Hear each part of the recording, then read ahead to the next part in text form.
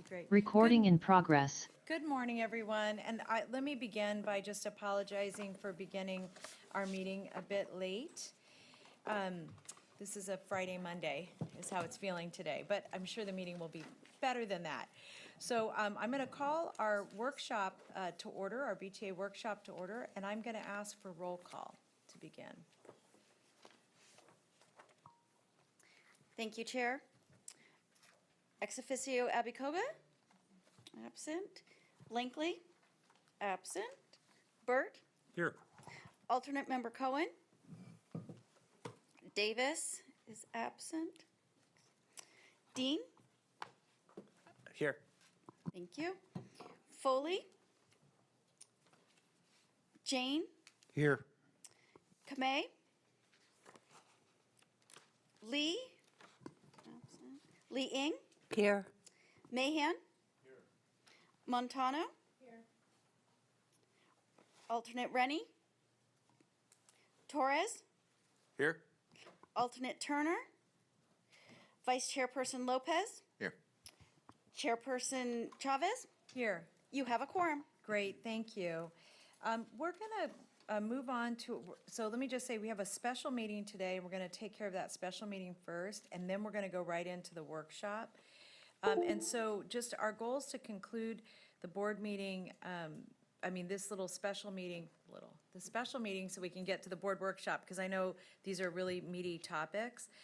Just a few housekeeping items. If we need to evacuate, our assembly area is in the parking lot at the corner of North First and River Oaks, across from the Starbucks.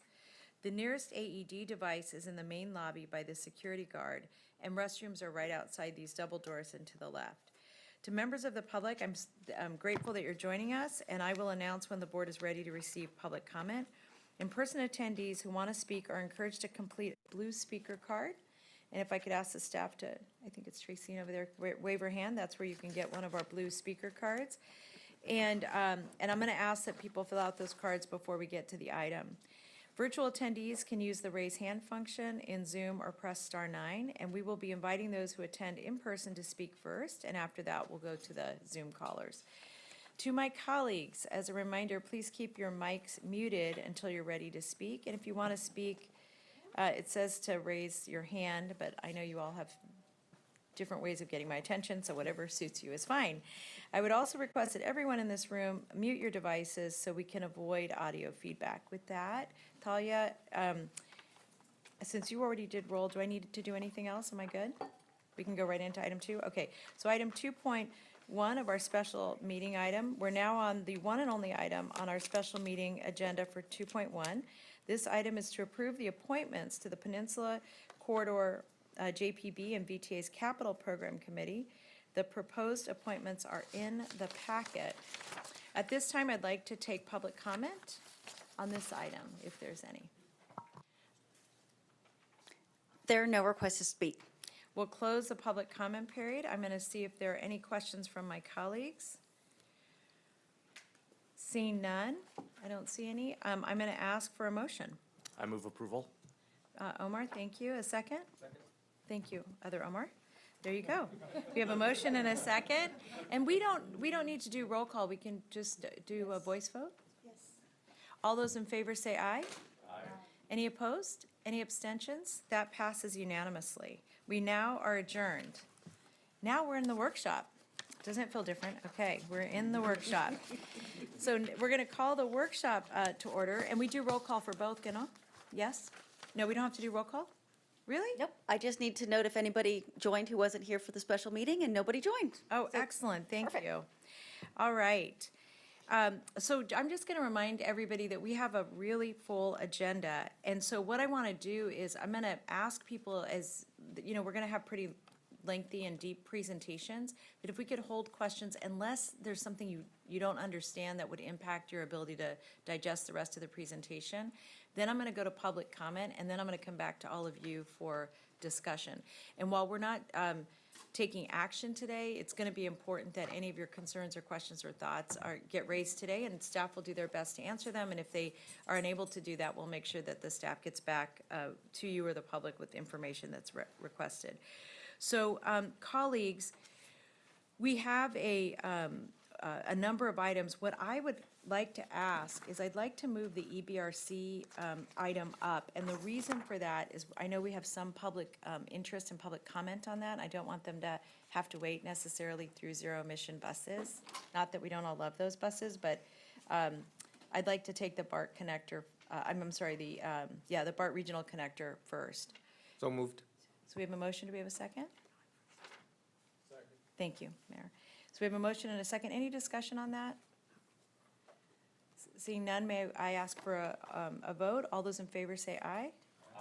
Any opposed? Any abstentions? And that passes unanimously. So we're going to take item 2.3 and make it now. So I'm going to turn it over to you, Carolyn. Okay, so item 2.3 is the Eastridge, oh my gosh, EBRC, I can't always remember what it is. Yeah. Call it the old name. Eastridge BART Regional Connector.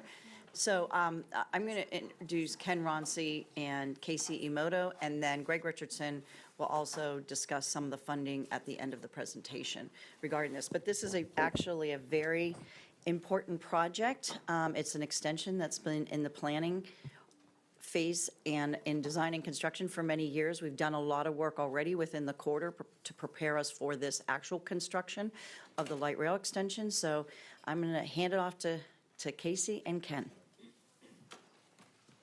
Good morning, members of the board, and happy Friday. My name is Casey Emoto. I'm the Chief Engineering and Program Delivery Officer, so that basically means I'm responsible for the engineering, construction, and program delivery here at VTA. And I have with me Ken Ronci, Deputy Director in charge of the transit program, and so he's most directly responsible for this project. So Carolyn kind of covered some of the things I was going to cover as my opening. So this is an informational item for an action item that's going to the March board meeting to award the construction contract for the EBRC project. And as she mentioned, this is a project that's been underway for quite some time. You can trace, I think, some of the origins back to the 1996 Measure AB, where it references light rail to capital area. This is a project that is planned to, once, hopefully with the construction contract award in March, we're ready to get started with the construction in April. All the different aspects of the project are all in place and ready, and Ken will go into some of the details related to utility relocation, right-of-way, and so on. But this is to bring high-capacity transit to an impacted low-income community area, part of our county. And in terms of success of the project, we've been doing tremendous amount of outreach through the PAB that's been formed for the project, as well as a stakeholder working group, and those efforts will continue throughout the duration of the construction. So I'll turn it over to Ken to go into some of the details. So thank you, Casey. A little background, I started this project over 20 years ago when I didn't have gray hair. So to me, it's just pretty exciting because we're now at a point where you'll learn today that we are postured and ready to move into a very important part of the project, and that's construction. But to lead into that, it would be good to understand the scope, the project scope. I don't know if I'm doing that with the arrows or...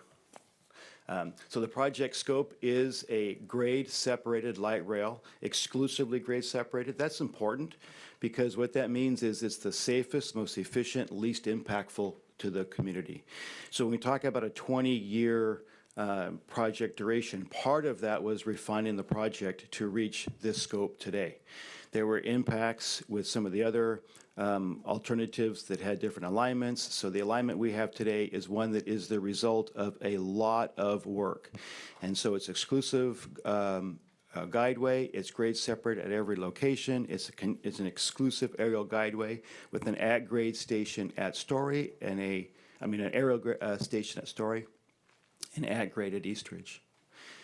This slide, I won't go through every line item, but it is a good expression of all of the actions that have happened. These are just the significant actions about the 20-year history. I'll highlight a couple. This project is really the last part of a program. So this project started with pedestrian improvements and Eastridge Transit Center, and those were done as early as 2015. So we've been working on this portion of the light rail exclusively since 2017. So the design is done. As you'll see in the next few slides, we are ready to advertise. We have the funding that's been identified on this slide here. And in November 2023, on the bottom item there, we have open bids for the construction contract. Quick description about the first phases that were done. The sidewalks were completed, pedestrian lighting, landscaping at Eastridge Transit Center. This was all done in anticipation for the light rail proper work that you'll be hearing about today. The project has a litany of benefits. Not only is it a project that has a huge amount of community interest. The interest is really the result of these benefits. It will create a transit hub. It was really the intention of VTA to get light rail to this transit hub. This will finally deliver that. And with that, it'll provide more urban and economic vibrancy. It will be a major benefit for a community that deserves some equity. And so there's a lot of value in the community value. And then not only that, it will provide very significant travel time savings from anyone that wants to go from Eastridge to the end of the line at Alum Rock today and then ultimately to BART. There's a significant time savings for transit. So there's a series of project benefits. This is an important slide. We are ready for construction. Property acquisition is complete. Utility relocation is complete. We have the city and county approvals, and the community is expecting and ready for the project. When I said I started this project when I did not have gray hair, at the time we had noted that this project is coming, and it did. It came in phases. Came with pedestrian improvements, and then it came with the bus improvements at Eastridge. But it's been a long time coming. So the community is expecting this, and they've been expecting it for a long time. To that end, we have done a lot of community engagement. We have established a specific project stakeholder working group. We have formalized a community outreach plan. We have been attending a series of local community meetings talking about the project. And we've even been sharing with the community the art opportunities and the examples of artwork with input from the community. Here's a sample of the artwork that is being proposed at Eastridge. So the community is looking forward to the transit benefit, they're looking for the community value, and they're appreciative that the 20-year marathon is reaching an important milestone. Regarding the construction contract, the construction contract was advertised in June 2023, but it actually goes back farther than that.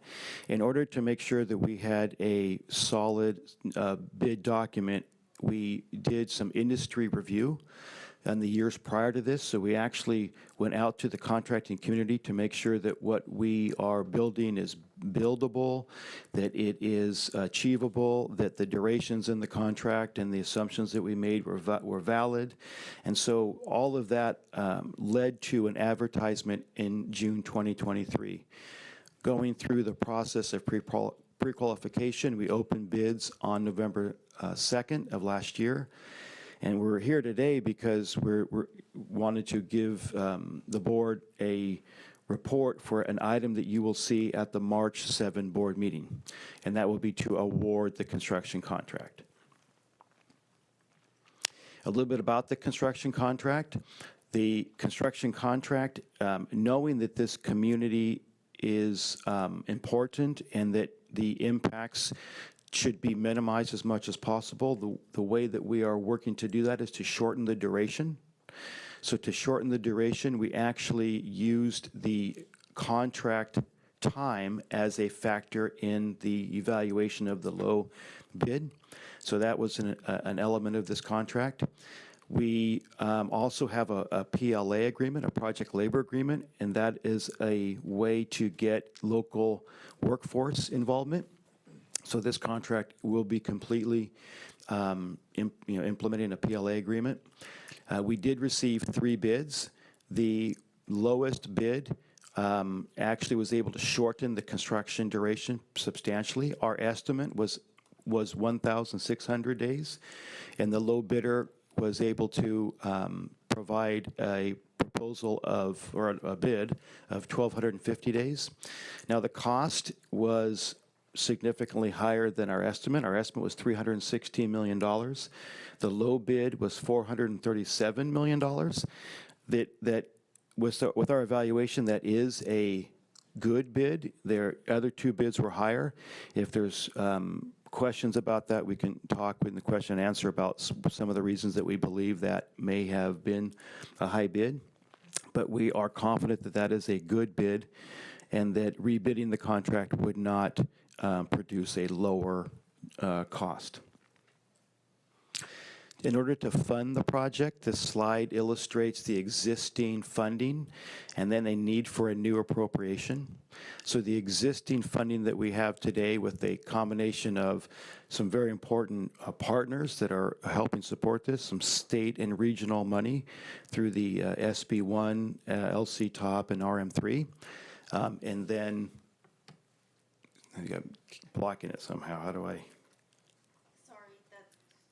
Is that not me? That's not you. Okay, sorry. So the $530 million total existing money. The project need, using the low bid and revising the entire project schedule, shows a need of $652 million. That results in a new appropriation gap of $122 million. So we will be asking for the board on March 7th to do 2 things: to approve this appropriation, an increase of $122 million with a mixture of 3 fund sources, some state funds through LC Top and TIRCP, and then VTA. Sorry to interrupt. I'm a visual person, but there's a big, the host asked you to start your video right on the, so if we can take that off, I think that's important. The numbers are important to look at. Yes, Sorry. we're working on that. It's in another room that they're controlling that part. Okay, great, thank you. You're welcome. So I'll stay on the slide so we can see the numbers, and I'll when they get it corrected. But the what's being covered on the right side is it says VTA Transit. So the $115 million is VTA Transit, and so that would be the third and most significant part of the new appropriation. Can I move on and maybe come back to this? Okay. A very important part of this project for us has been and will continue to be outreach. And so the outreach not only is an effort where we've been going out to the community and presenting our project, reviewing artwork, meeting with the stakeholder working group. We have done some actual things on the construction side. So we do have a secured field office near the site. It'll be a fully functioning field office where our staff will be working from. We will also have a separate on-site outreach office specific for outreach. That'll be at Story Road. They're right in the center of the project. We will have a dedicated full-time outreach staff person dedicated to the project. There also will be a full-time contractor-provided community relations officer that will be working with our outreach team as part of the project. That's a full-time person. And then they will continue to be workshops then with the community and most particularly with the PAB member offices. So it's important that we have a partnership with the PAB offices, and that's part of the outreach program. So the next steps. The next step is the board will consider on May 7th 2 actions. One is to increase the budget for this project by $122 million, and also to award a contract to the lowest responsive and responsive bidder. The board will, as part of that, will approve the $115 million of that from a debt reduction fund to cover the gap. And then with that, construction would be postured and able to allow us to begin in April of 2024. And so with that, I'll go back to maybe the funding slide that was being covered before and open it up for questions.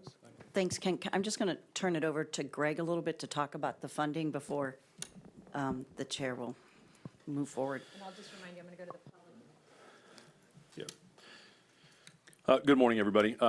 If we could, as the team is going to bring up a couple of slides that I had done in anticipation of some questions and wanted to address them here rather than wait for some of the questions to be asked. So really, as has been discussed today, this project is important to the community and to VTA, and we believe that it needs to move forward as currently designed. Right now, there are really two options to fund the additional amount needed to award the contract. One would be an additional amount that would come out of the 2000 Measure A beyond the current $313.6 million that's already been allocated, or to utilize local transit dollars, utilizing the debt reduction fund. And so as it relates to Measure A, until we've completed the funding plan and the application process for the FFGA as it relates to the BART Phase 2 project, we simply did not want to encumber any additional funds related to Measure A at this time. Now, the possibility does exist that once the FFGA submittal is complete, and that if there are funds available from Measure A after that process, that we could then transfer the funding mechanism that we've identified today and utilize Measure A rather than transit funds. That would be the ideal from my perspective, but for now, the transit funds are the option. And so that does leave the transit funds as really the only funding mechanism that exists to cover the gap that existed in this project. I will say it certainly is not the preferred option. That is not the direction we would have wanted to go. But again, given the importance of this project and our belief this is the right project now and for the future, it is the option that we are recommending. And I will say, yes, there are risks. And so as we've got on the screen in front of us today, if you'll recall when we went through the budget process, this was the 10-year projection that we reviewed. And it shows basically a balanced budget for that 10-year horizon. But it also, if you'll remember, the transfer to capital fund was also a diminishing number over the course of the years. And we recognized that at that time that was a risk. Additionally, with a new controller on board, Jaden Senga, we've started the process of developing another or a different and a more robust projection tool, funding program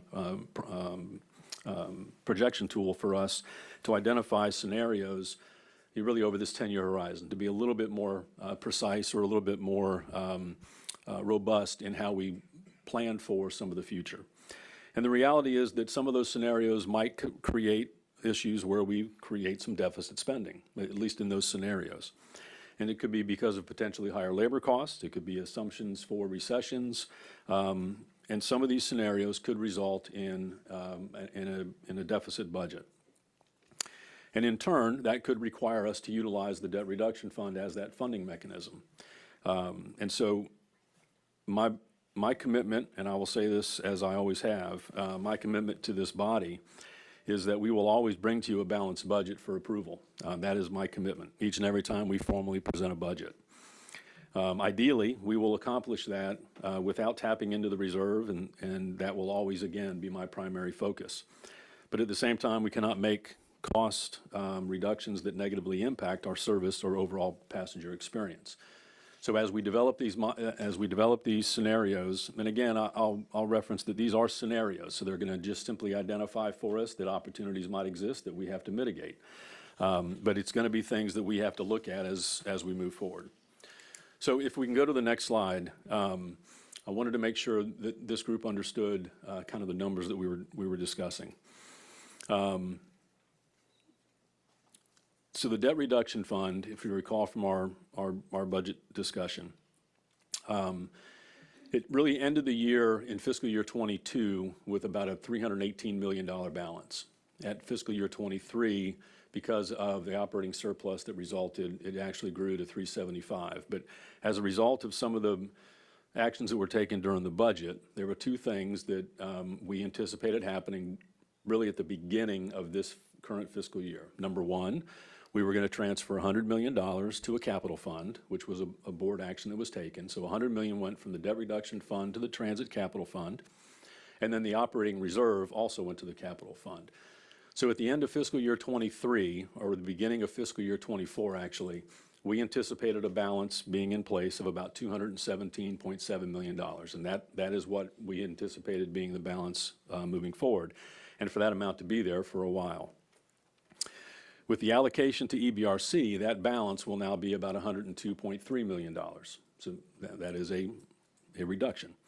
And again, going back to the conversation we had before, given the forecast scenarios discussed previously, and assuming the debt reduction fund was utilized to cover any potential deficits, there is a risk that the debt reduction fund would be exhausted earlier than anticipated. But again, I go back to, I want to keep in mind that any of these scenarios that we run will also identify ways in which we can mitigate any cost increases before we utilize the debt reduction fund. So I want to make sure everyone understands that we recognize the risk.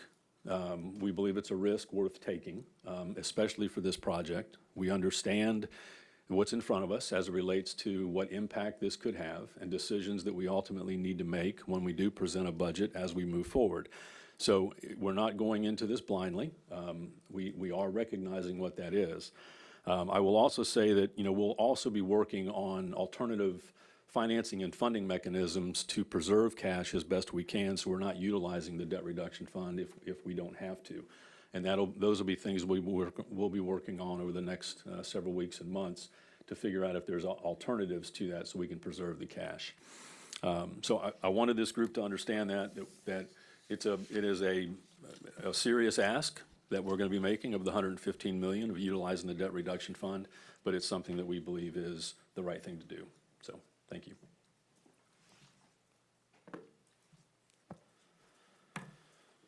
Thank you for the presentation. I'm going to go to public speakers first, and I'm going to take those in the room. And Talia, could you tell me, do we have folks online for this item? Yes, we do. How many folks? Currently, we have 3 hands raised. Okay, so I'm going to give each speaker 2 minutes, and we're going to start with Harry Neal, Gabriel Manrique, Tatiana, and Huascar. If those folks could line up, and then we'll go to those online. Welcome. You may begin. Thank you. Good morning, esteemed members. Oh, let's make sure your mic's on. All right. Great, thank you. Good morning, board members, Chair Chavez and Vice Chair Lopez. I'm here today to very strongly urge support for the EBRC project.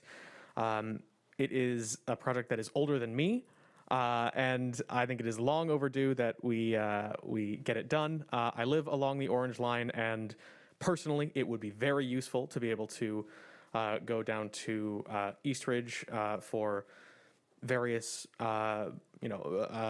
retail or recreation activities, and not to mention the people that live down there who have been wanting that transit for a long time and who need it because, big, wide expressways are terrible for just about everything, not to mention air quality and traffic noise. So getting the transit there is going to be fantastic. Again, strongly urge the board to support this. It's going to be great once it's done.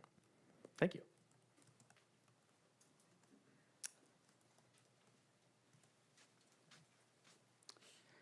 Good morning, members of the board. My name is Gabriel Manrique. I'm a community organizer with Luna.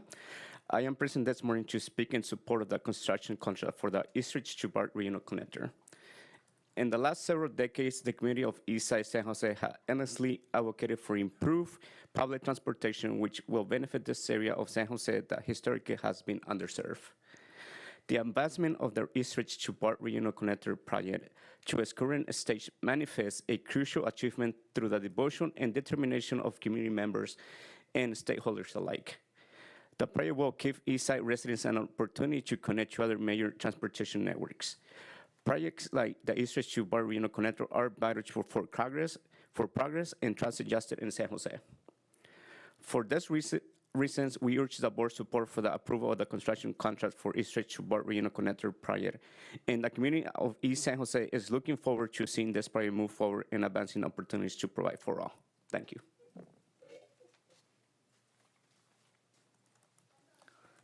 Buenos dias, my name is Tatiana Villaseñor, and I'm a community organizer for the Latina Coalition of Silicon Valley. LCSV supports the East Ridge to BART Regional Connector, which would allow the Eastside community more excellent connectivity to the greater South Bay area. It is important to note that the East Ridge Transit Center is the busiest transit center in the valley. Latinos and Eastside residents have long been doing their part in utilizing public transit. As the greater San Jose area continues to urbanize, our Latina residents must be able to have reliable transportation. This is an investment for Latinas, their families, and our community. Access to proper transportation for Latinas equates to a greater probability of accessing healthcare. Thank you for your thoughtful consideration for this matter. I deeply appreciate your continued support and dedication to enhancing public transportation in San Jose. Together, we have the power to effect meaningful change, fostering a more connected and accessible community for all. Thank you.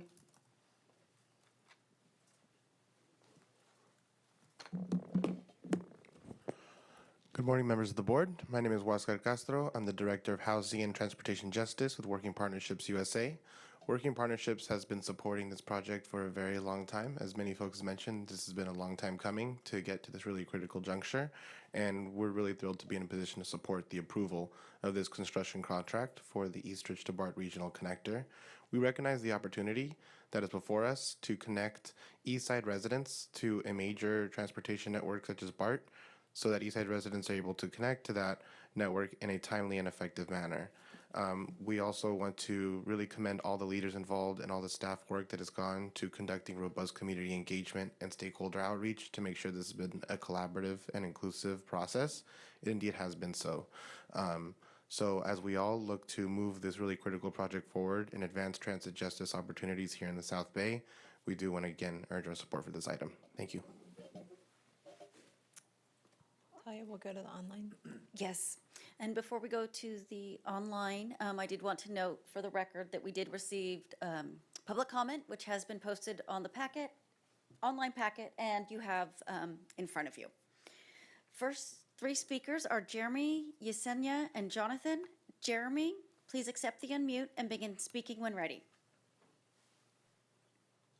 Good morning, Chair Chavez and the VTA Board of Directors. This is Jeremy Bruce, Director of Policy and Organizing for Amigos de Guadalupe Center for Justice and Empowerment, and a past stakeholder on the VTA East Ridge to BART Working Group. I urge the board to support the construction contract for the EBRC project. It remains imperative that the VTA board maintain its unwavering support for advancing this transformative light rail extension. Amigos de Guadalupe believes that everyone deserves to live in a just and equitable society where every person is empowered to achieve their dreams. By approving the construction contract, the board will take a monumental step in bringing transportation justice to East San Jose, a historically underserved area.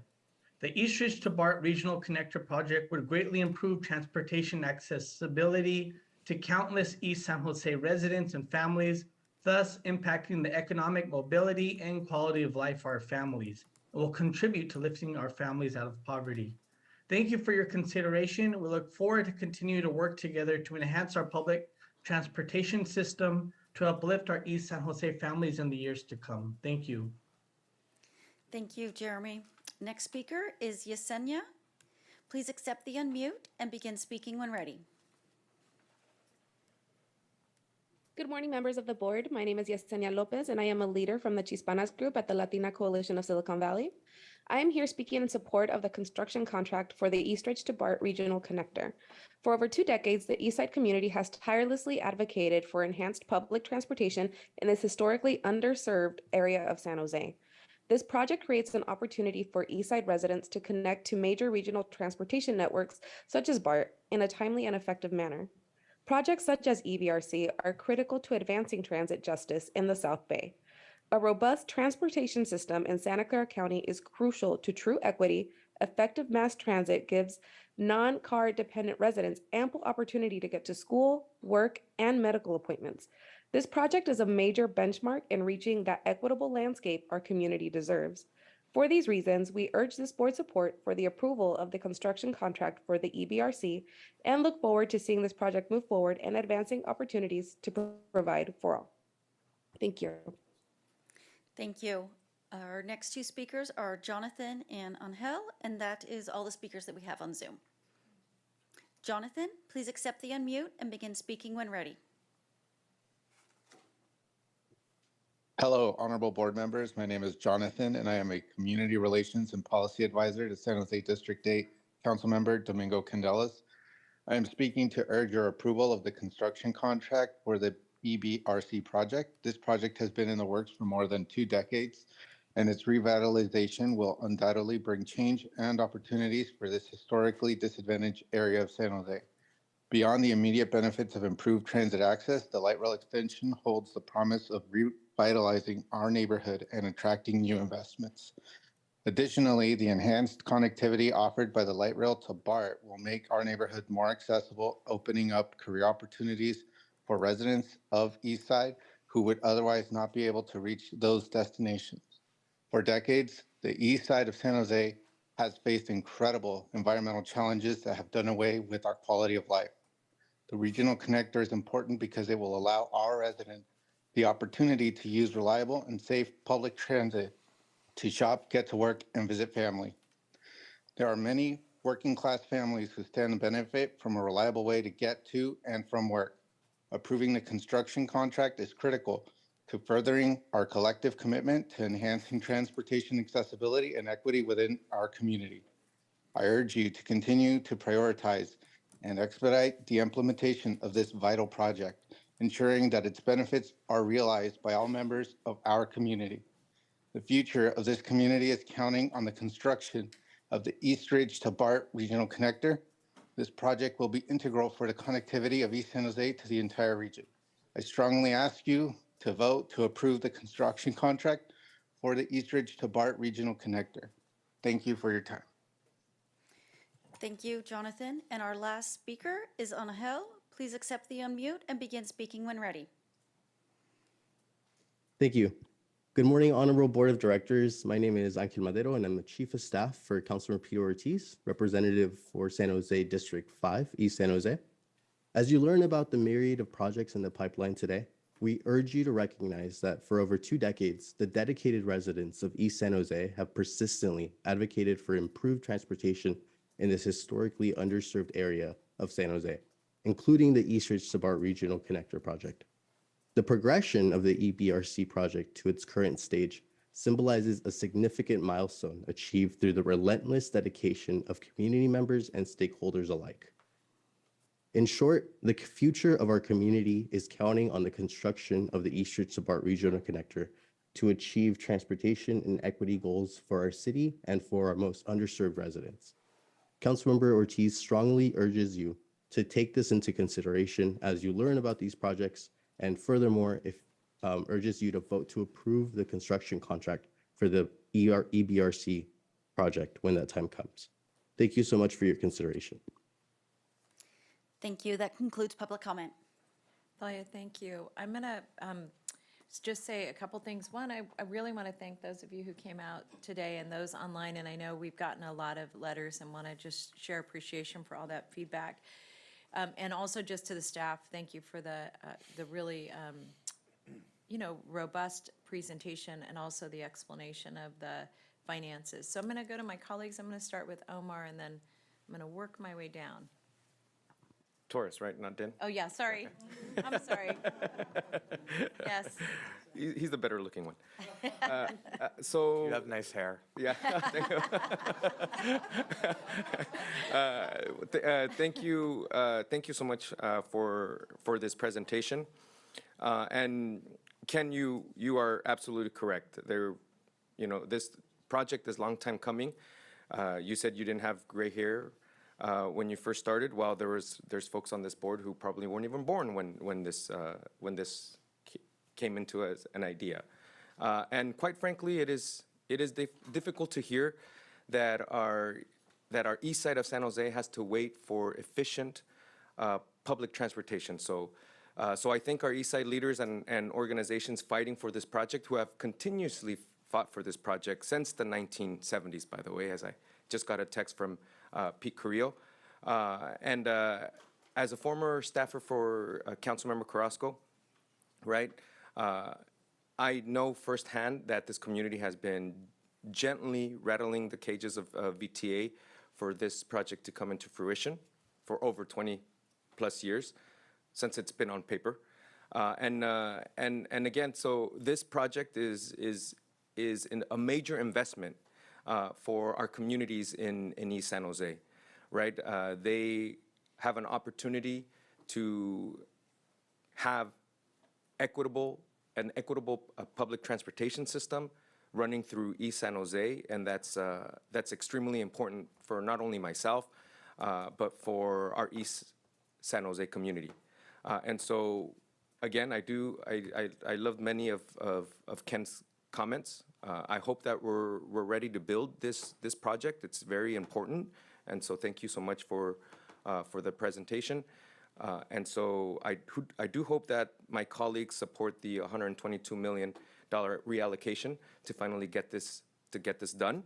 I do have a question. Sorry, I have two questions. The first question is, as mentioned when I interrupted, that I'm a visual person, but I also said it because I know that there was a lot of folks online who wanted to see this presentation. The other one is the last two slides that you just had. That's not in the presentation, right? I'm wondering if we can get a hard copy of those, but because those two slides were really important, by the way, for me, and I hope for my colleagues as well. And then the other steps are, once we vote on the $122 million, I'm assuming it's going to be in the April? This is going to be on the March 7th agenda. The March 7th agenda. So if we reallocate $122 million, which I hope my colleagues do, what are the next steps and timelines for EBRC, including construction, commencement, and completion, and how will ongoing community engagement be maintained throughout the project? So provided that the board approves the reallocation of funds and awards the contract, we will then execute the contract with the lowest responsible bidder. They'll start immediately. They are postured and ready to go. They're excited to start work. We will have a partnering session with them. We will make sure that we're identifying those elements that are important to us and the community and to them. And then they will start work as early as April in starting the preparation of work. The project will last until about 2028. Now, construction will, there's a few phases to it. There'll be some heavy civil construction. The bridge will look done, and then we'll do light rail, and then there'll be some testing and some startup at the end. But generally, construction will be done to allow service in 2028. Great. Thank you so much. And then can you just provide more information on the planned artwork at each station and how it aims to reflect local values? Yes. So a major component of the success of the bus rapid transit corridor was the artwork as a way to engage the community and to gain some identity. And so that same thing has been happening here. We have artwork with separate artists at both Story Elevated Guideway at the station, and then also at Eastridge at the end of the line. And let me try to get a picture of one just to give reference. So the art element at Eastridge at the end of the line here has a few components, but one of them is this archway here intended to guide people from the platform into what we're calling the plaza that really connects Eastridge and the walkway. So this is an integrated art piece. There's a lot of intricacies to it. This was actually shared with the community. It received input from the community and reacted to it. So there's a real attraction to it and some ownership. There's a similar level of effort, a totally different kind of art piece, that story. The elevated guideway has elevators that go way up high. So the artist there is using colors and light and patterns to highlight that such that it becomes more of a gateway, an attraction, a way to celebrate the community. And so, so that art piece we can bring back to the board and share more in the future, but it's also been very well received and was the result of interaction with the community. Great, thank you. And then lastly, the stakeholder working group continues to meet? Yes. Okay, good. Yes. Perfect. And then that's it for me, Madam Chair. I'm going to see if any of my colleagues, Pam? Thank you for the presentation. I'm excited to see this move forward as well. But I had just a couple of questions regarding the bid we received. We projected that it was going to take 1,600 days. Right. The actual bid is a year shorter than that. Why is the difference? Yeah, so in our bid. I mean, it's great, but Yeah, what's it? Yeah. So the benefit to the lowest bid contractor, and not all of them were 1,250. So our 1,600 days is what we believed was a viable way to build the project in the way that our designers and our engineering staff had concluded was a safe, solid way to build it. This contractor is mainly a bridge contractor. And so this contractor has evaluated ways to be more efficient in the way that they are constructing the project, and it's really in the bridge production. So 1,250 days to it's actually many months is the benefit from 1,600 to 1,250, but it's mainly in their knowledge and efficiency and ability to deliver the structure. Things that matter are how much false work can be attained and how much they may have, both for the columns, all the bents, and the structure itself, how many pile driving machines they can acquire, and the whole production is hugely important in a job like this. So that's also why the cost was high, because the duration is short. It's not that it's being accelerated, it's being that it's constant.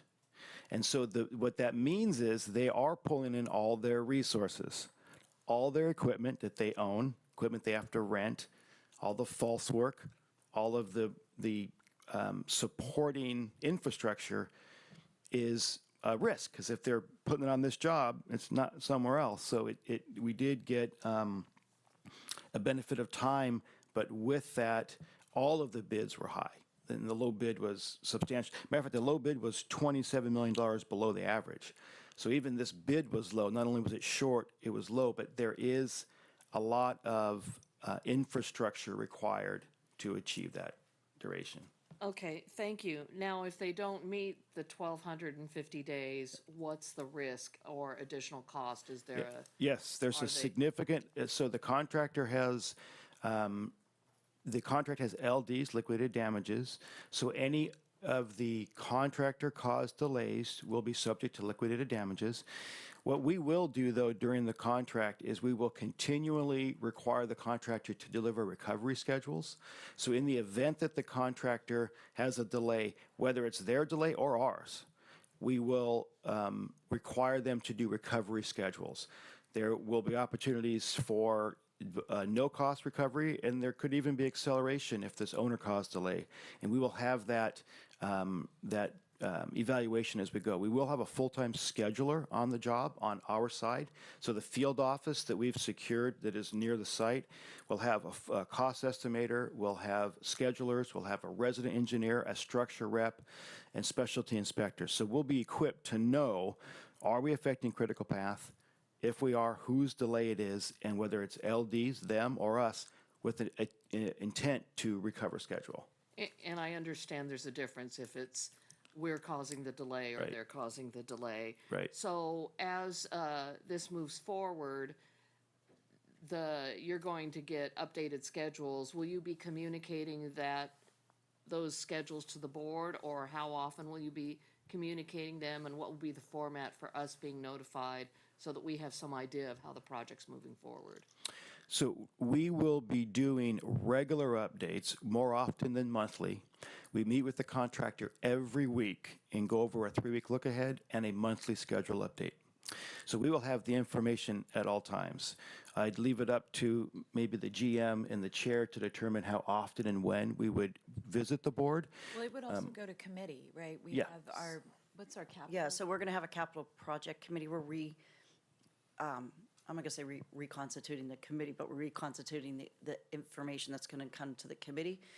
So we will present what's going on with our major capital projects, and then any of the other, we have 90 projects or something that are in construction or design phases, but once they're in construction, any issues we're having with any project, no matter how small. Great. And let me That's just good add view. one other thing for all, just for my colleagues, is that the other thing I'm going to be asking the staff to do just regularly is doing the placemats that say, here's where we are in process, here's how much money we're drawing down, here's where we are in timeline, so that we're getting those updates to the full board in a visual way, but also to the public. Yeah. But we are really going to rely on the leadership of that committee Okay. to be on the JOB. Okay, wonderful. Thank you. I appreciate that information, Ken. And Greg, I do have a question for you regarding the reallocation. I understand the benefit of using those funds. What's the risk? What's the downside? What do you see in the future could be the worst thing that could happen if we use these funds? Right. So to me, the downside is, if you were to ask me this, 9 months ago when we were putting the budget together, my anticipation was not to utilize the debt reduction fund for operating purposes, to plug any sort of gaps. The reality is that as we go forward and we go through some of these scenarios, there might be a need to utilize the debt reduction fund to take care of any deficits that could be created simply because of reduction in sales tax, increased cost, whatever else. So there is an opportunity, or there is a chance that we may need to utilize these funds for that purpose. And so not having $217 million versus now having 102 creates a little angst, I guess, a little bit, just to say that it's out there. But that's, to me, that is the risk that exists, along with not having those funds to utilize for other type projects. But again, this is where we've looked at it and said this project at this time, not only now but for the future, is the right use for these funds. Okay, so to put you on the spot, you're the CFO. Is this within your pain point, within your comfort zone, or beyond your comfort zone? It's within my comfort zone. Now, I've got staff that probably it might get outside of their comfort zone, but that's part of my job, to mitigate, to identify ways in which we can solve that particular equation. Because at the end of the day, I'll always say this is a math game, and we just got to figure out how to, again, get to a balanced budget. That will always be my goal. But again, doing it without impacting service or passenger experience. Okay, great. Thank you. Yep. Thank you, everyone. I appreciate it. Thank you. Anybody else? Rosemary, and then Mayor, and then I saw a hand over here. Suds. Thank you. Just quickly, speaking of math, the delta between the engineer's estimate and the lowest bidder is 28%. Yes. And so, I'm sort of thinking, you spoke a little bit in terms of what it's going to require to shorten the number of days, and that's understandable. But it seems to be a huge delta. Yeah, it is. So we did an exhaustive analysis of that. The few highlights are we got fewer bids than we thought we were going to get. There is a lot more competition in the contracting community for a job this size. And so there's a direct correlation between the number of bidders that you get and the bid's competitiveness. And so we received 3 bids, and a couple of them are joint ventures. That's part of it. Another part of it was, there's 2 significant parts. This is in a middle of an expressway. There is a significant amount of contractor risk in things like accessibility, the keeping traffic moving, the demands that we will likely have during construction was factored in by the contractor. And then there was an escalation. What we did is we assumed a 4 and 5% escalation through construction two major components are outliers that we think impacted that. One is concrete and one is electrical. When we look at what they did in just the last 2 years, they're 14% escalation factor. So when we take just that one element and realize that that one nuance, and we had, hundreds of bid items, right, that were really close. There were just a few that were off. Those were significant. And it had to do with really how we projected escalation through the middle of construction 2 years from now and what the bids were. So they were consistent. We were just not consistent with them. Can I just add to that? It's one of the things, because we've had a lot of discussions. We did have Peter Rogoff here to talk about construction costs. I was at a conference this week where he updated that presentation and presented it to all the transit CEOs in the country. And one of the interesting points is exactly what Ken said. The concrete has gone up. It's starting to stabilize, but the last year or so, it's still substantially high. The other area is labor, and labor has been really volatile and still not stabilizing, and it's still going up at a higher rate and not really stabilizing. So those are things that we're seeing. This sounds horrible. 28% is actually really good. Some of these bids are coming in 50, 60, 80% over, or they're costing that way in the engineer's estimate, so they can't even bid it. We got 3 bidders, I think, on this job. Right. The average number of bids right now is about 2 in the country on big projects. So, even though I'm not saying this is great, it's not. But I think we did the best that we could and really did the outreach that we could. That's the reason why we're coming to you with thinking we probably can't do any better than this bid. And the project will just go up if we wait over time. No, that's understandable. The thing that I think is important is to be able to communicate that clarity to the community, because I think that there's an assumption that, it's always going to go up. Everything's up, up, up. And I know that we did have that presentation regarding the increased costs, and that's all understandable. But I think that as we're utilizing the public's money, they need to also be informed as to what is happening and why is it happening. So I just wanted to point that out. Thank you. Thank you, Matt, and then Suds, and then Pat. Thank you, Chair. There we go. How's that? Better. Okay, great. Thanks for the presentation. This is a really important project for our community, and I appreciate all the work that's gone into it. And I think, as we've discussed with Bart, if we're committed to building it, which I think we are, we need to get going, and that's how we control costs better than anything else. I support the staff recommendation. One thing I do want to understand, though, and you may have said it and I missed it, but I would like to understand the percentage of the total project cost that we are identifying as contingency. One of the things that gives me confidence that we will be able to deliver BART Phase 2 is that we've got a very meaningful contingency fund there in that overall estimate. And I'd like to understand, I think you answered part of the related question I had around how we're estimating cost escalation. I heard 4 to 5% per year, which in current conditions feels low, but I'll have a follow-up on that. But what is the contingency here? So there's 2 parts of our project contingency. So that if you were to do the math and see that the bid difference was coincidentally about similar to what we're asking for new appropriation, what we actually did is we took all of our project cost, re-evaluated all of it, including contingency, to get to this recommendation.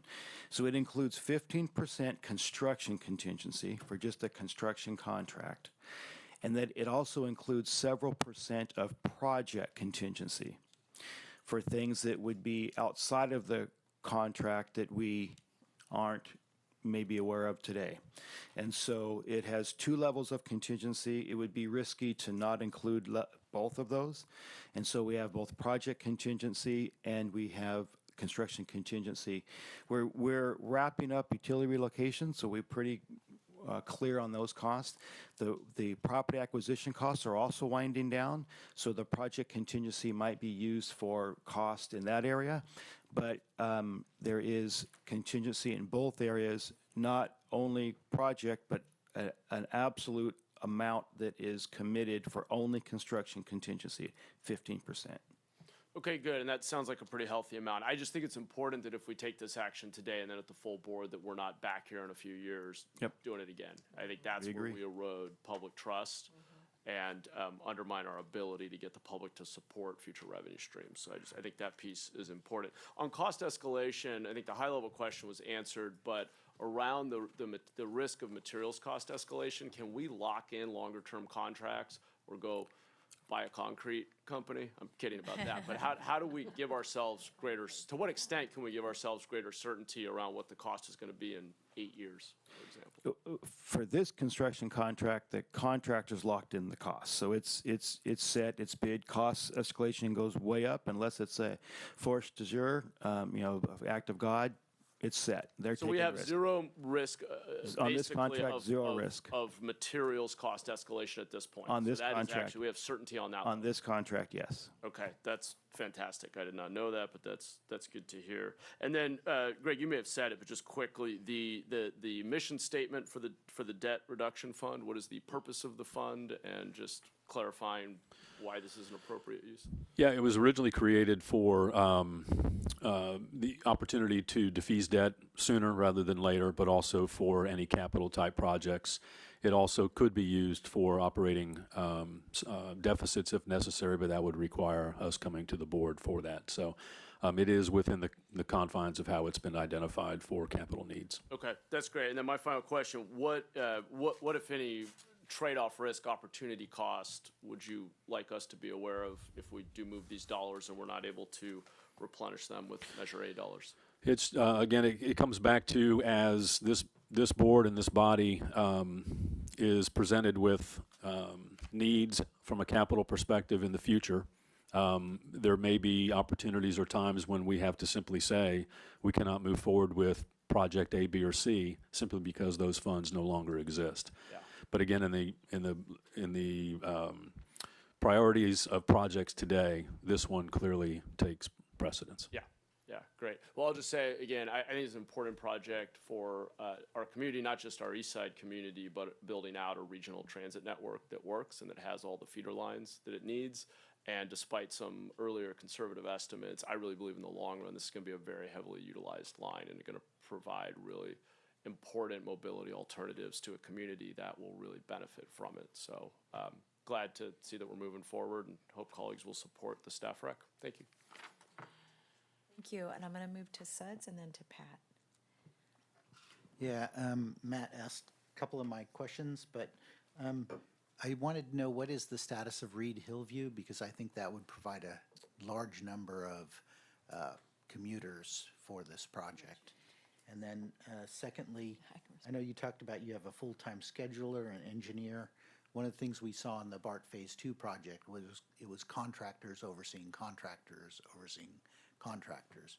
So I wanted to get an idea of how many VTA staff are really in charge of this project. And then finally, we had this interesting presentation saying that, catenary lines, overhead lines, are very expensive to maintain and construct. And now that we're looking at batteries in some of the light rail vehicles that would obviate the need for some of those lines, is that under consideration as a cost reduction measure?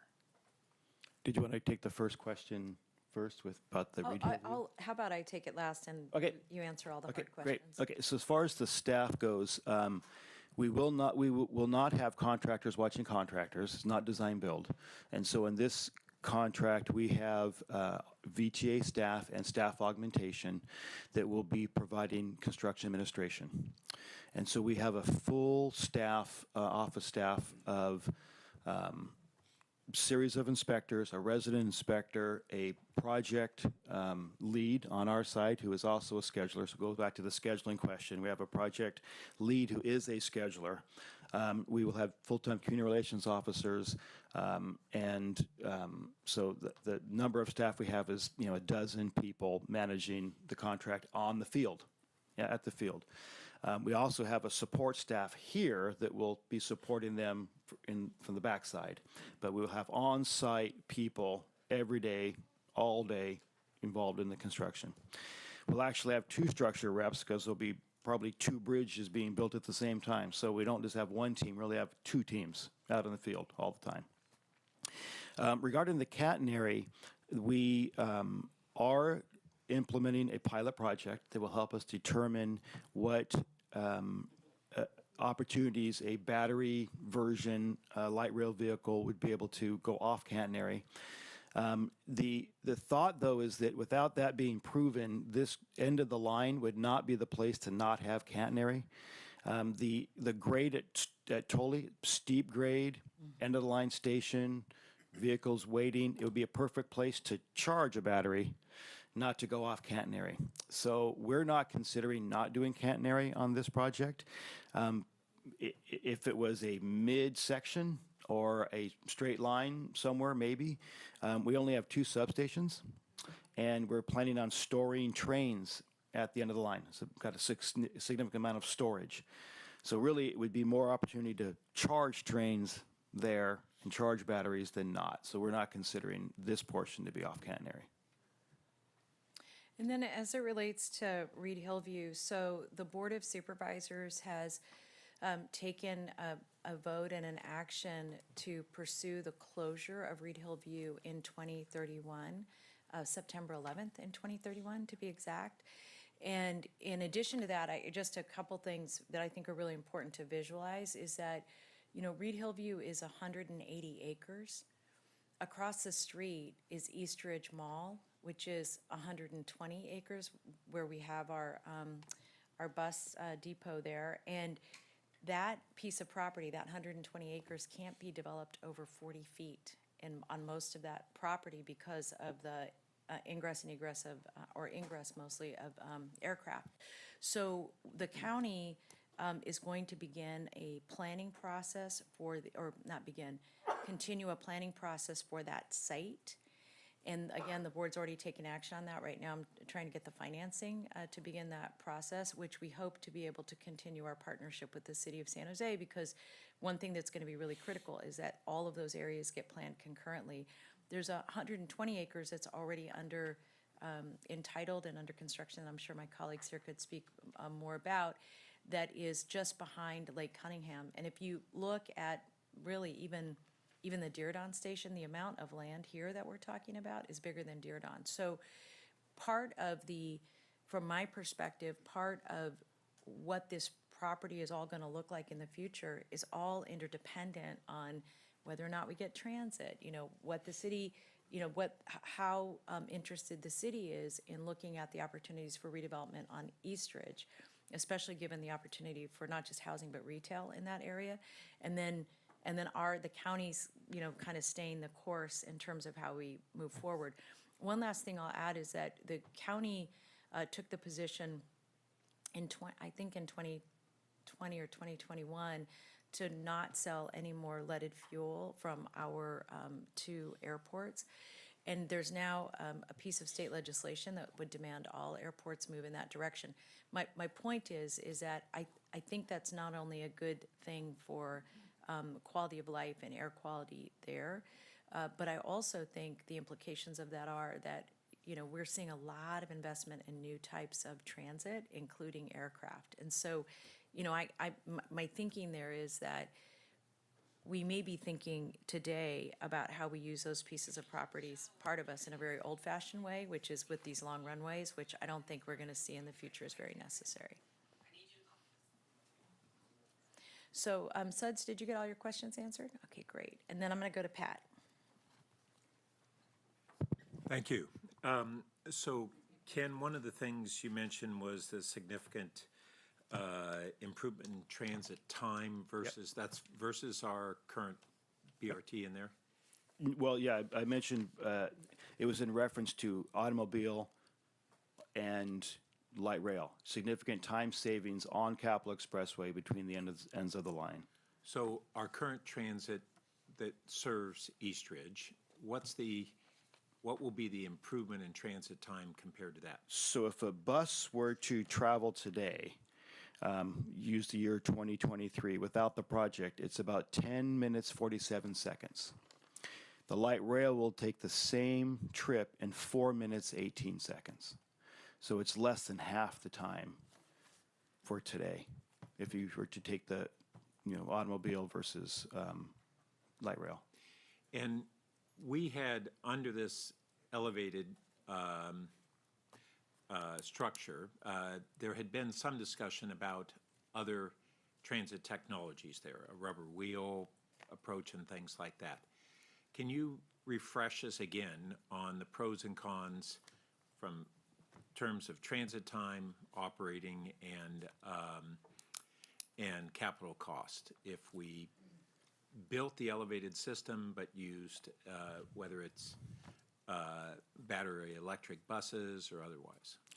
So I may not be able to give all the information about the costs, but I can share this, is that the analysis was done that evaluated would a system, an isolated system, rubber tire for that stretch be viable? And that solution was no, because to invest in a new technology for a 2-mile section was not viable. A different question is being evaluated by staff, and that is, what would be technologies of future replacement vehicles for light rail for the whole system? So that is a study that's being done by planning. And the only thing I can say about that is that if we were to wait for that, and that could be an option, that those vehicles won't be in place until 10 years or so from now. So this project would either need to wait until that was resolved, or to continue the way it is and then integrate whatever the vehicles are with the whole system, this being integrated with part of that. And I didn't follow when you were responding to Suds on the question of battery light rail you were referring to. That why, if this end of the line is where we would actually have, including storage, I didn't follow why charging would not be favorable that way. So the battery light rail vehicles have two components. They need to be charged, and then they can go off catenary and not be charged. The value for being off catenary is really in areas like downtown, where you have single wire without auto tension, direct fixation, right? So it's connected to elements, and it's hard to maintain. It's not really that hard to maintain wire in areas that have auto tension weighted systems.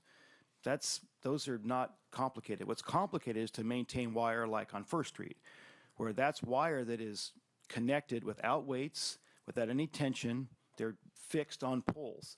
That requires a lot of maintenance because weather affects sag, it affects elongation, that require the numbers of components are more because now you're connecting a bunch of things. That's hard to maintain. This kind of area is not hard to maintain. And so if we were to pick areas that would go off wire, it wouldn't be an end of the line auto tension section. That wouldn't be where you'd go off wire. You'd go off wire in single wire sections that are direct fixation, direct connection. You wouldn't do it there. Furthermore, we are going to have storage tracks. So the thought is that we're going to have, at the end of the line, several trains worth of storage with a traction power substation. That would be where you would charge your batteries, is right from the substation at the end of the line. And then furthermore, when we are talking about battery usage, when you have a full train going from stop, going up an a grade, like at Tully, that's the worst draw on a battery. And so where you have that's the steepest, that would be the steepest grade in our whole alignment at Tully. So where you have cars pulling out, fully loaded, end of the line, up a grade is like the worst place to not have catenary. So that was what my response meant. And when you spoke about the problem of looking at a different technology, like a rubber wheel technology there, what is the proportion of this project cost that is related to the catenary system versus the concrete? Yeah, the percentage is actually small. The major part of this project is the structure. So and it would be I'll use a percentage because if I give a construction number, I don't want to be, I don't know the actual number, but we did calculate it at one time, and it's like 10% of the whole job or less. So it's not a significant component. Now, the light rail has rails, communication, traction power, OCS. So the OCS is even less than that, right? So when we're talking about just the poles and wires, it's not much compared to 437 million percentage-wise. The dollar's big, right? It's $10 million or something, but the percentage is low. And so if we're talking just the wire itself, would be it wouldn't be, in our estimation, prudent to not pursue wire in this section. Okay, and then this is a big concrete project. We just had our Huge concrete. sustainability plan, and the embedded carbon in the concrete, whether it's this or our BART extension, is a huge part of our carbon footprint, and basically the environmental benefit of the transit program is highly dependent on the embedded carbon in these massive concrete projects. So that leads to my question of what practices do we have for utilizing in this project best available technologies in lower carbon concrete like Portland cement and some of the other technologies that are currently commercially available and pretty cost effective? So we did not pursue special technologies in this contract because we didn't want to get into a situation where things weren't available on large scales and impacting the risk for delivery. Have you determined they're not available? Well, to the extent that they were on this project, we've determined that they weren't worth pursuing in the bid. We can go back and look if that's the I'd love direction. to see the evidence of Okay, all right. as opposed to the conclusion. Okay. So we can do an analysis, if you'd like, to determine what it would cost to add to the contract restrictions to use the technology you're talking about. We can absolutely do that. Okay. Okay. I'd very much like to see that. And Yep. And the conclusion may be that not pursuing that is the correct one, but I'd like to see the that's evidence. fair. Yep. Good. Okay, thank you. Okay.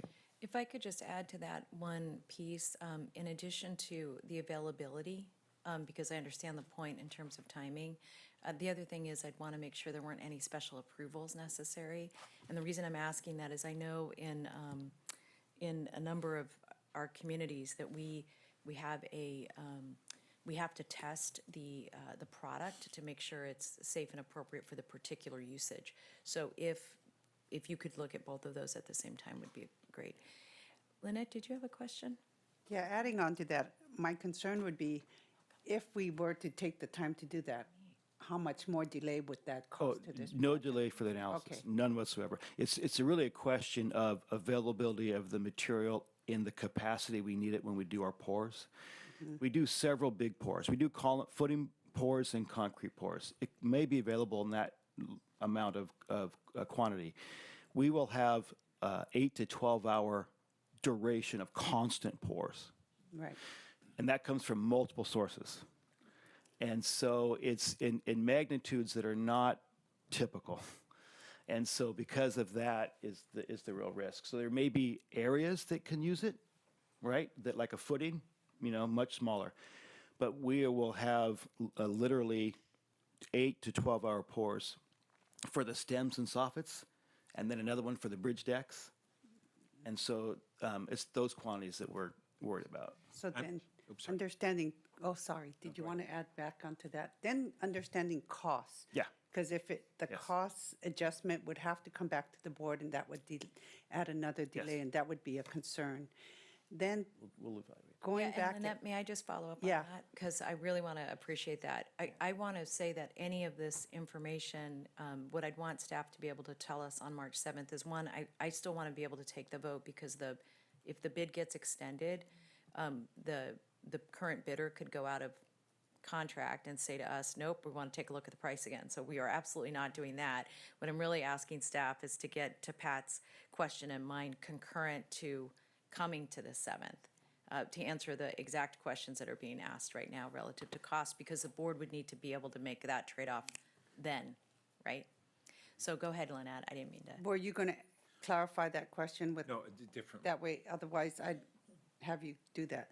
Then my other question, when we talked about the bid and understanding costs, regarding the project labor agreement, did that help to lower costs, or because going forward in other projects and other contracts, Yeah. we need to better learn from these experiences and how we can do things better. So I just need to understand if the project labor agreement did affect the increases that we are seeing here today. So the project labor agreement has some, I think, benefits and some consequences. So the good news is that there will always be labor force because there'll be no strikes and you'll have labor resources, and that part's available.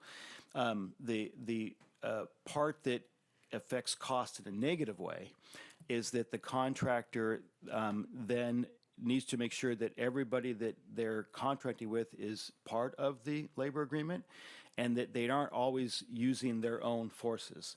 What ends up happening is they end up joining the labor agreement. So if they end up, their forces join the union, then there's very little cost impact, but there's no benefit either. The benefit is in no strike and constant workforce and the risk of not having labor. That's the benefit. Thank you. I think it's important for us to understand. Yeah. So Yeah. thank you for the clarification on that item. Just one other question related to the transit time. Is the impact on automobile transit time affected by the project? So the project will impact about 1 minute of additional delay at all times, whether it's morning commute, afternoon commute, northbound or southbound. It's about a minute, the whole impact. And so with the project, so the time I gave you was without the project. If it was with the project on opening, if it was 2023, for example, right now, it would be 12 minutes and 18 seconds would be the travel time. In a light rail vehicle would be 4 minutes, 18 seconds. So when I said before that it was 10 minutes, 47, that was even without the project. It'd be about a minute worse for traffic with the project. And what portion of the people who are projected to move on this corridor will be moving by car versus the light rail system? So when we've got a less of a delay for cars, but significantly more people traveling by car, what's the net impact or benefit for the totality of the people traveling that corridor? I don't know. I would have to look at the environmental document to do the calculation. I don't know. I think it's an important question because we're going to continue to have, I assume most people will be traveling by car. And what's the net impact on that for everyone? That's just something I think we need to understand. Okay. Yeah, and let me just make an observation, if I can, just about that point, and that is that one thing that makes that a difficult calculation to make is not impossible, but I just want to say this out loud, is the possible redevelopment of that region. It's so in flux. And the second point I want to make is that as we think about mobility, one of the challenges we have is that if you look at a map during any time, and by the way, I would say this is on the weekends too, and you live east of First Street, there is no ingress and egress off the freeway that wouldn't be considered what we would have called a level D or level F because of how many more people live on the east side of San Jose. So you ask an important question, and it's a very impacted area already. And so one of the reasons that projects like this are so critical is that we want to be able to give people as many options as possible as it stays already more crowded than what's west of First Street. All right. And hopefully the EIR had looked at those factors. I don't know. Yeah, EIR includes volumes of traffic, so it'll tell you how many vehicles are traveling per the peak hours. It'll tell you the delays, so you can assume a number of people per vehicle times We vehicle, voted on times the the day. EIR, but one thing I would say is that as we bring this back on Thursday, just attach the EIR, you know what, clickable, so people who want to fall asleep, like Pat can read it. So I have a few questions. I've had my. Oh, Carmen, I'm sorry, I didn't see you. You know what, you have to wave because I'm blind. So we'll go to Carmen, and then Sergio, you will have the last word after, and then I will have the last word. Go ahead, Carmen. Thank you very much. So a few questions. First of all, I really appreciate this project that it is going to be elevated. In Milpitas, we do have one elevated, and it does really clear the traffic very well. And I appreciate Mayor Mahan's questions because that answered a lot of my questions already, that the sustainability of this project moving forward. Can you put up slide 11 up on the screen, please? So one of my questions is, so need for additional funding to award. Are these state funds, are they already promised? Secured. So my concern was the clawbacks with the state and the feds, they will not claw them back. They're already secured. The only part that is not secured at this point is it's all secured, actually. It's just the appropriation that would need to be applied to this project, is what we'll be asking for. And that's the debt reduction fund? That's correct. So going back to the debt reduction fund, is there a cap? Because I know most agencies have if they have a fund, they have a cap. You cannot spend over, there's a resolution from the board. So I'm wondering, is there a cap on that? There's not been a resolution that I'm aware of that caps the utilization of the debt reduction fund. The only percentages that exist as far as the reserves are what we have set up as the operating reserve, which is at 15% of the following year's operating expenses. So there is no cap on the utilization of that. Okay, great. Well, that's good to hear, and I'm glad no clawbacks. So for me, this is a social equity issue. And I'm really surprised it took 20 years. That's why did it take 20 years? But this is as I mentioned, a social equity for regional transportation, and I think this is a great project because this community has been underserved. And I go to Story Road, and it's impacted. And you're right, Chair Chavez. It's always a lot of cars. So this will really alleviate that traffic over there. So, and that's it. Thank you. Thank you, Carmen. Sorry I missed you. I didn't see the light. All right, Sergio. And you're not. Yeah, good. Yeah, and I agree. Great questions that answered all of mine. The only thing I'll add to the discussion here is about the concrete options, and I, not only agree with the need to both look at that and to bring that back before March 7th when we're ready to vote on this, but I think it would be worthwhile to find some way, and maybe this requires a further conversation, but to build that into our planning process for large projects. I think, there's an interest in the discussion about the climate action plan from a couple of people, including myself, on looking at that. So that would just save us from having back to go do that after.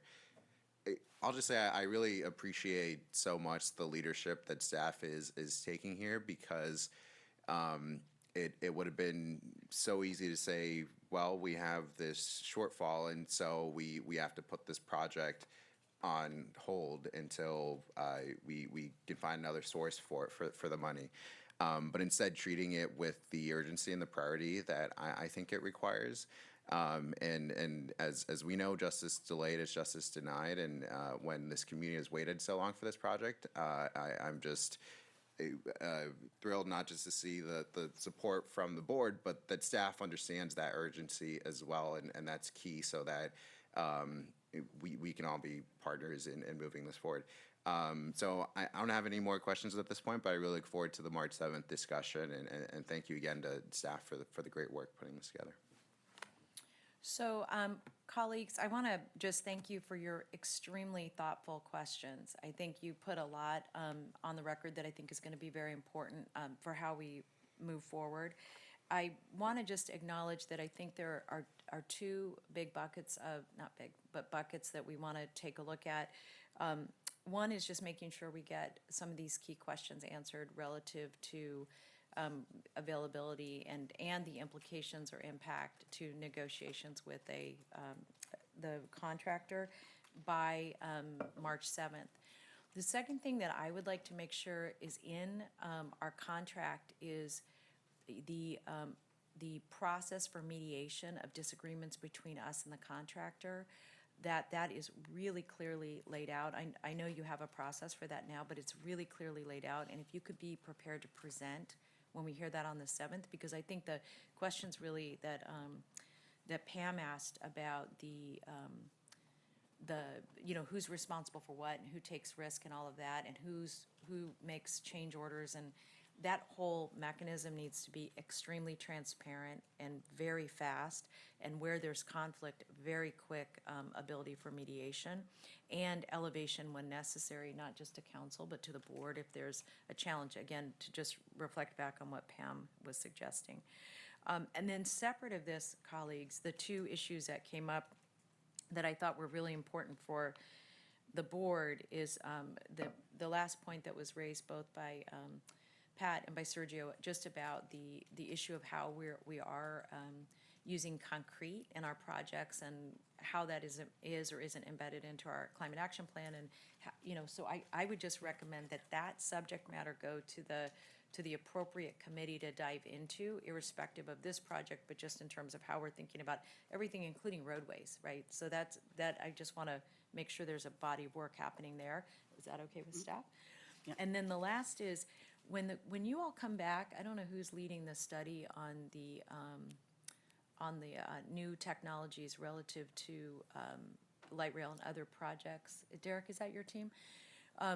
One thing I want to make sure that we explain in as much detail as we can to the board is what the transition process is when you're changing out technologies in an area where we have something like fixed rail. Because I think one of the challenges is, and we've had this discussion for years, is that there's been an interest in changing the technology at the end of the line, which doesn't make sense to me, because it would seem to me that we would lose the ridership benefits almost immediately if people got onto rail for even a mile or two and then had to change again and then change again to get to BART or whatever the appropriate mode is. But I think that if we could get some examples of where transition has occurred and what that transition looks like, I think that would be very illuminating for the board to be able to digest and think about the future.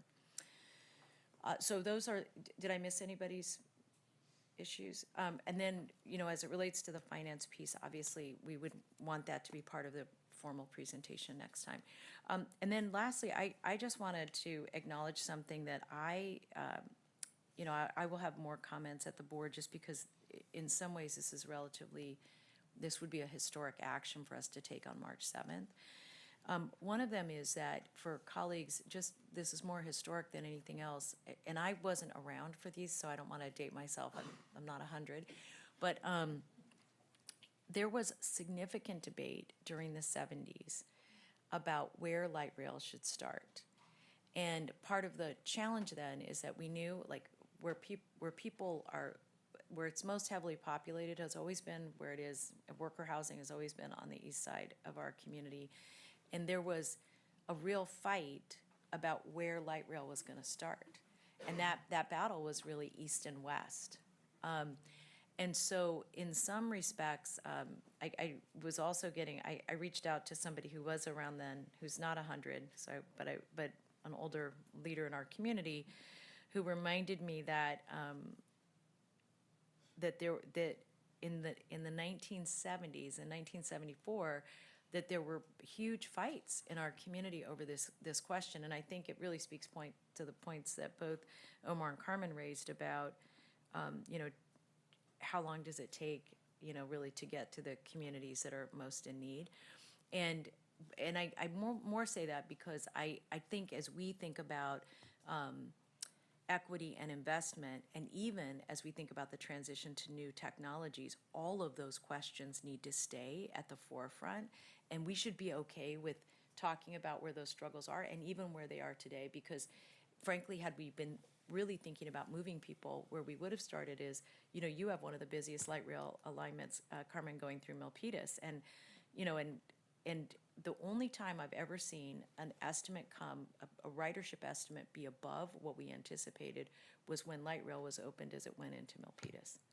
And part of the reason for that is we had more people who were transit dependent, and it went where people really wanted to go. So anyway, I say all that because I think it's just going to be critical to the future of how this board operates and thinks.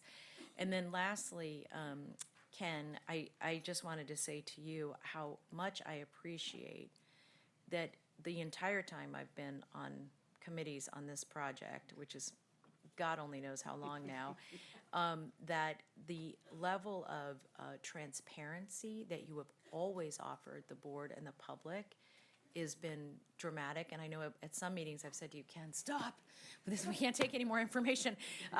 But really, I really want to say how exemplary that is, and also your ability to talk about very technical issues in people has been really appreciated as well. Thank you. So there's no action here today except some general direction to staff, so thank you for that. All right, colleagues, we're, believe it or not, going back to the top of the agenda to 2.1, and we're going to be talking about VTA's zero-emission bus program. And so I'm going to ask our team to come forward. And I know we have two more subjects. We really spent quite a lot of time on this, but I think it was really worth it because we're making such a significant budget change in our last staff. I know you have about a 20-minute presentation. Is that accurate? All right, so everybody get your thinking caps on. And we'll get, and Derek, are we just starting with you? Or Carolyn? No, go ahead, Derek. Tag, you're it. All right. Tag. Good morning. My name is Derek Cullen. I'm the Chief Operating Officer here at VTA. 16 years. In 16 years, we have to hit that zero emission goal that CARB has put out. So today we want to present to you some of our options and what we're thinking about for the future of VTA in regards to our buses. We've pretty much done a lot of research and looked at different things, and as you guys know, technology continues to progress, but we're going to introduce today some of the things that we think will be great options for VTA in the future. Adam Berger will be presenting today, and we'll be here for any questions afterwards. And also, we have Ms. Cogale from Jacobs that will also be presenting as well. And like I said, afterwards we'll be available for questions. So I'll turn it over to Adam. All right. Thank you, everyone. Thank you, Derek. I'm Adam Berger. I'm the Innovative Mobility and Zero Emission Bus Program Manager here at VTA. And do I have the right slides there? Okay, I'm going to go right back through it. Back in November, we came to the Board of Directors and we talked a little bit about our zero emission bus transition and some of the trends that we were seeing. Factors that are outside of VTA's control that are shaping the ZEB transition space, and how a lot of them are moving in unfavorable directions for us. We promised that we would come back to the board in early 2024 to take a deep dive, and that day is today. So today, I'm going to give you a background on where we are so far in our transition. We'll give you a little primer on zero emission bus technology, talk about the environmental impacts of this technology, and some of the trends that we're seeing. The Jacobs team will take us through some service modeling that they've done and some scenarios that could be different futures for our program. And we'll close with some regional context and a staff recommendation. So this all starts back in 2018 when the California Air Resources Board passed the Innovative Clean Transit Regulation requiring all transit operators in the state to operate fully zero emission fleets by 2040.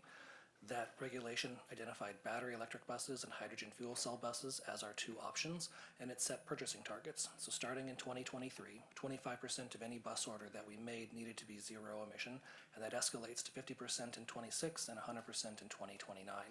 It also allows agencies to request exemptions from meeting those purchasing targets if complying with them would cause financial hardship for the agency, a negative impact to the service that we operate, or if there's logistical challenge, like a manufacturer cannot deliver the buses when we need them. Since then, we've done a good bit of work in agency. In 2020, we released our bus rollout plan, which pledged to do our best to meet the 2040 goal, but didn't commit us to any actions. In 2021, we worked with the board of directors to develop a near-term battery electric bus strategy that was based on the fact that battery electric buses were a technology we were familiar with, as we already had 10 in our fleet. We already had an electrical connection at our depot. The infrastructure costs for starting up these programs were smaller compared to hydrogen fuel cell at the time, and we were hoping that battery electric bus ranges would expand. We codified that in our 2022 ZEB transition plan, and we spent a lot of 2023 coordinating across the Bay Area. MTC led an effort convening all the transit operators to share their challenges in transition, their strategies, and to see ways that we could work together to make this easier. And that really shed light on how a lot of the changes that are happening lately are very challenging for everybody. Some agencies are even questioning if zero-emission bus transition is in their best interest. We'll talk about that later. Our current effort is a zero-emission bus blueprint. We're looking at the next several steps of our transition to give us clear direction and also give us a better chance to receive external grant funding to fund this transition. So since we got the board direction for battery electric as our near-term strategy, we have 2 projects that are fully funded. The Cerrone microgrid project would install chargers for 34 buses, as well as solar panels and a microgrid. That construction will start in a few months and be online in mid-2025. We'll complement that with an order of 35 battery electric buses, which should arrive around the same time. Our second fully funded project is the on-route charging pilot project, which will install 3 chargers at the Milpitas BART station. This will give us a chance to see if this range-extending technology works under real-world conditions and could be a viable option for more of our system. And so the blueprint I mentioned really has 2 halves. The first, which is that top bracket, is about information gathering. The Jacobs team and their experts have been really helpful, helping us understand the state of these technologies, the capital and operating costs, doing service modeling to see how our particular service would be affected by these technologies, and assessing the environmental and human impacts. Now we're at a pivot point where we want to consider our strategy moving forward and get input from the board on that. After we have that input, we'll start developing specific projects, which technologies, what scale, which yards, what priority, and developing facility plans that'll give us a path forward so that we're not doing anything today that will preclude something we need, say, a decade from now. And we'll align all those projects with our fleet replacement plan and develop a funding strategy to get as much grant funding as we can for this. So a little primer on the buses. Hybrid diesel buses comprise the vast majority of our fleet today. They use an internal combustion engine to burn diesel fuel. In our case, renewable diesel, which is a vegetable product, not a fossil fuel. They use an internal combustion engine that generates energy that's stored in a battery. The battery powers a drivetrain. It's a very efficient system. These buses are relatively cheap. As far as buses go, at $800,000 per vehicle. They've got a 400-mile travel range, so they can handle any route assignment we throw at them. And they have a 1-to-1 replacement ratio, which is to say, for every bus that we retire, we just replace it with 1 more bus. Not always the case with other technologies. And they're fast fueling, so very operationally efficient for us. Battery electric buses, one of the options we can choose, stores its energy in large and heavy onboard batteries. That powers an electric motor. And these are substantially more expensive. $1.4 million per bus seems to be the current price, about a 75% increase over the hybrid diesels we're used to. And these buses can only travel about 150 miles, so sometimes you need to buy 2 of them to replace a diesel bus. And so the replacement ratio we see is up to about 1.2 for a bus that you retire. That's what we're projecting for our system, and it's something we see at other agencies as well. And these are slow charging. They have to be parked next to chargers overnight to get that electricity up over a period of about 6 to 8 hours. On-route charging is a strategy that you can use to try to extend the ranges of these buses by providing high-powered chargers in the field at transit centers where the bus lays over while the operator takes a break.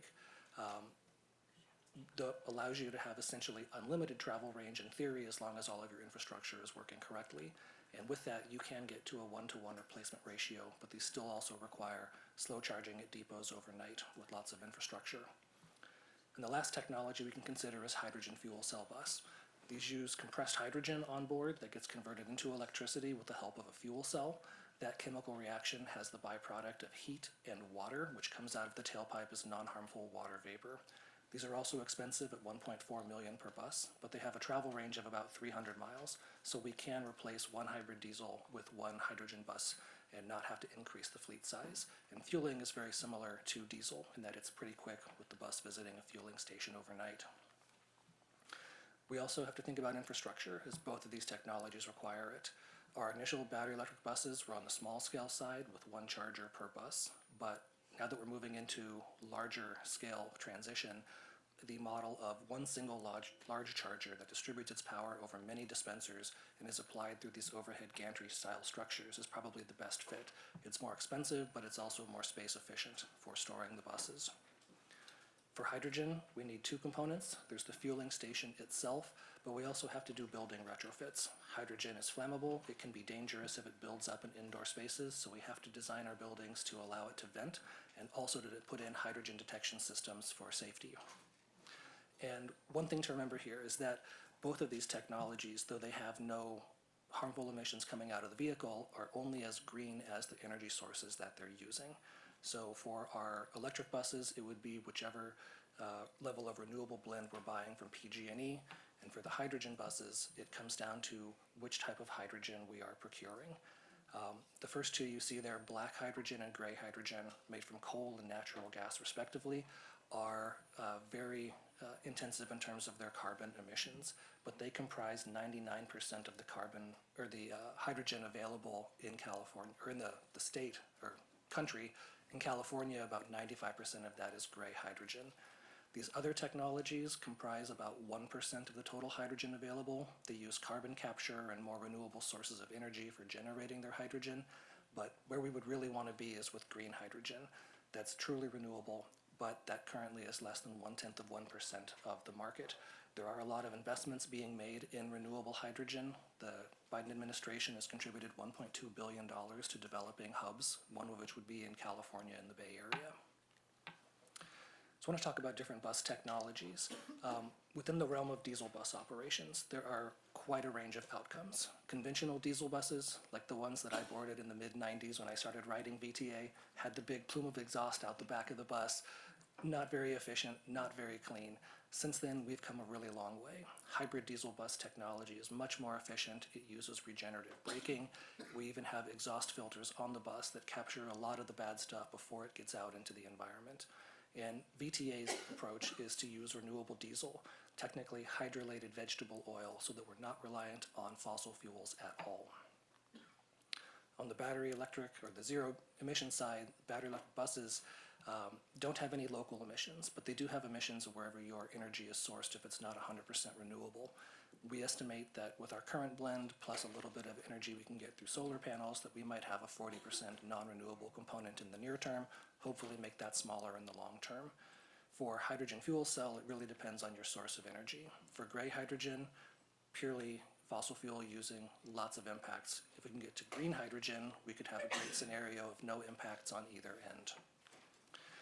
I also want to talk about the contribution toward climate change. Here we're measuring metric tons of CO2 equivalent. These are your greenhouse gases, and they come from two different sources. One is the battery production, battery replacement, which is that midlife where you change out the battery when the capacities run down, as well as the time spent operating. What we see is that battery electric buses, we estimate, will release about 367 metric tons of CO2 equivalent in their 12-year lifespans.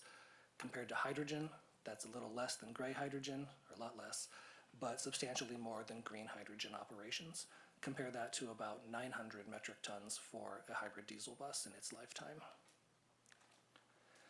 And I want to mention trends that we're seeing. So back in 2019, when we bought our Proterra buses, they cost a little bit over $1 million. We're seeing the price now go up to about $1.4 million. One Bay Area agency even paid $1.5 million for their bus last year. We're seeing the infrastructure costs increase as well. Just heavy materials are going up. That's raising prices. That affects the infrastructure we put in. I want to note also that zero-emission bus funding is currently insufficient. The Innovative Clean Transit Regulation was an unfunded mandate, provided no funding for this transition, and MTC's recent work estimates that the Bay Area collectively will have a $10 billion need for zero-emission bus funding between now and 2040, but that agencies only project $2 billion could be attainable through grants. So an enormous gap, and so the funding opportunities that exist are highly competitive, and they're also unreliable. We can apply for them, but we have no certainty of when we might win one award, so it's difficult to plan our transition around. We're seeing bus manufacturers disappear. Nova Bus left the US market last year. Proterra declared Chapter 11 bankruptcy, has now been broken into 3 entities, and their bus product line was bought by Phoenix Motor Cars officially in January, and we don't know what the future of that will be. Eldorado, which made battery electric buses, announced they're going to move to other types of heavy vehicles and not make transit buses anymore a few weeks ago. Another challenge is with PG&E, that they have limited ability to upgrade capacity, and they can't give us certainty about whether the capacity will exist today or in the future when we might want to do a project. And that puts a lot of risk on us if we're relying on them to deliver that electricity. Reliability and safety are also still challenges. Our fleet has experienced an unacceptable level of downtime, which isn't too different from a lot of the other operators in the Bay Area. And nobody has operated one of these buses for the full 12-year lifespan, so we don't know how they will age.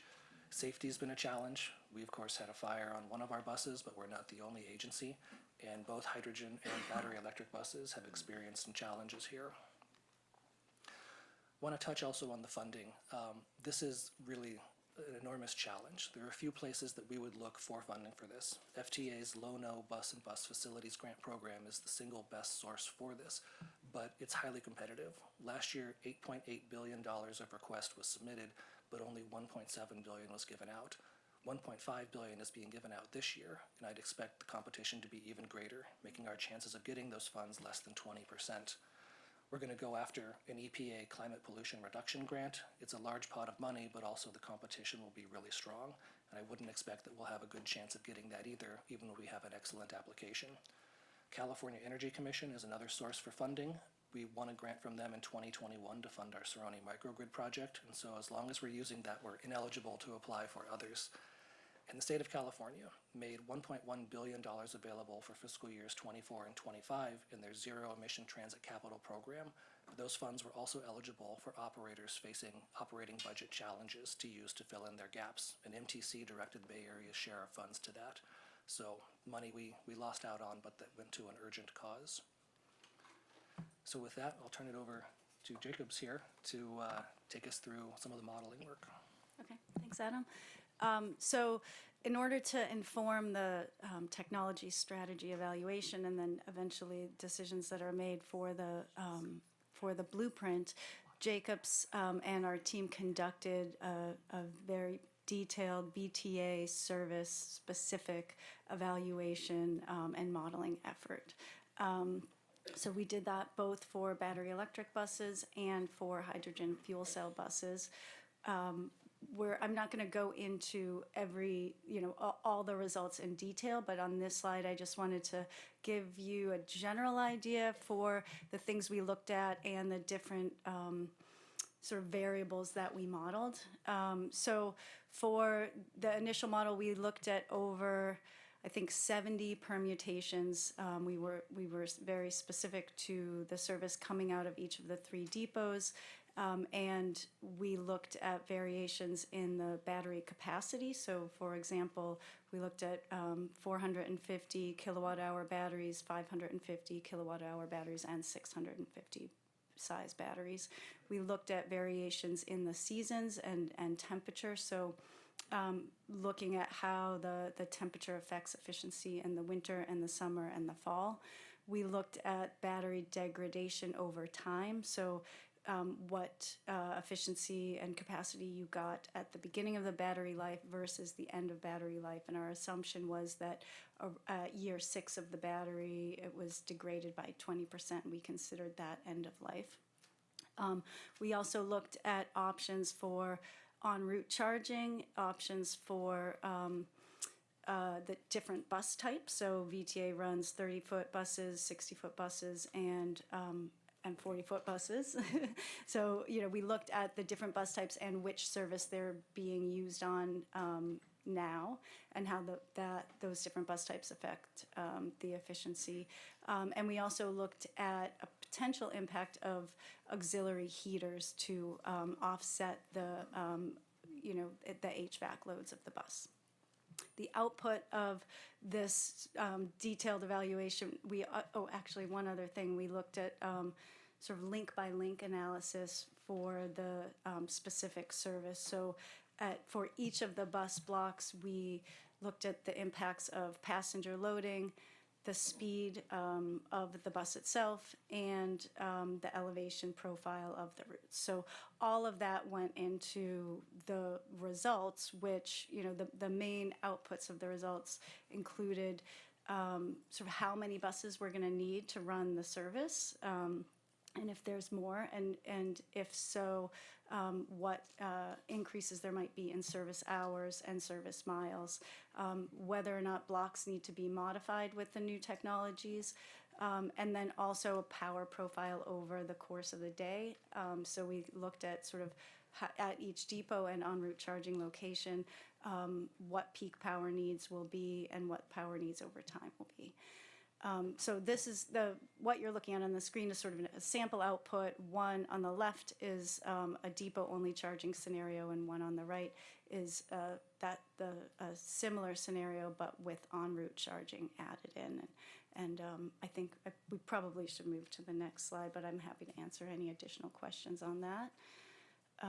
So just key takeaways at a very high level.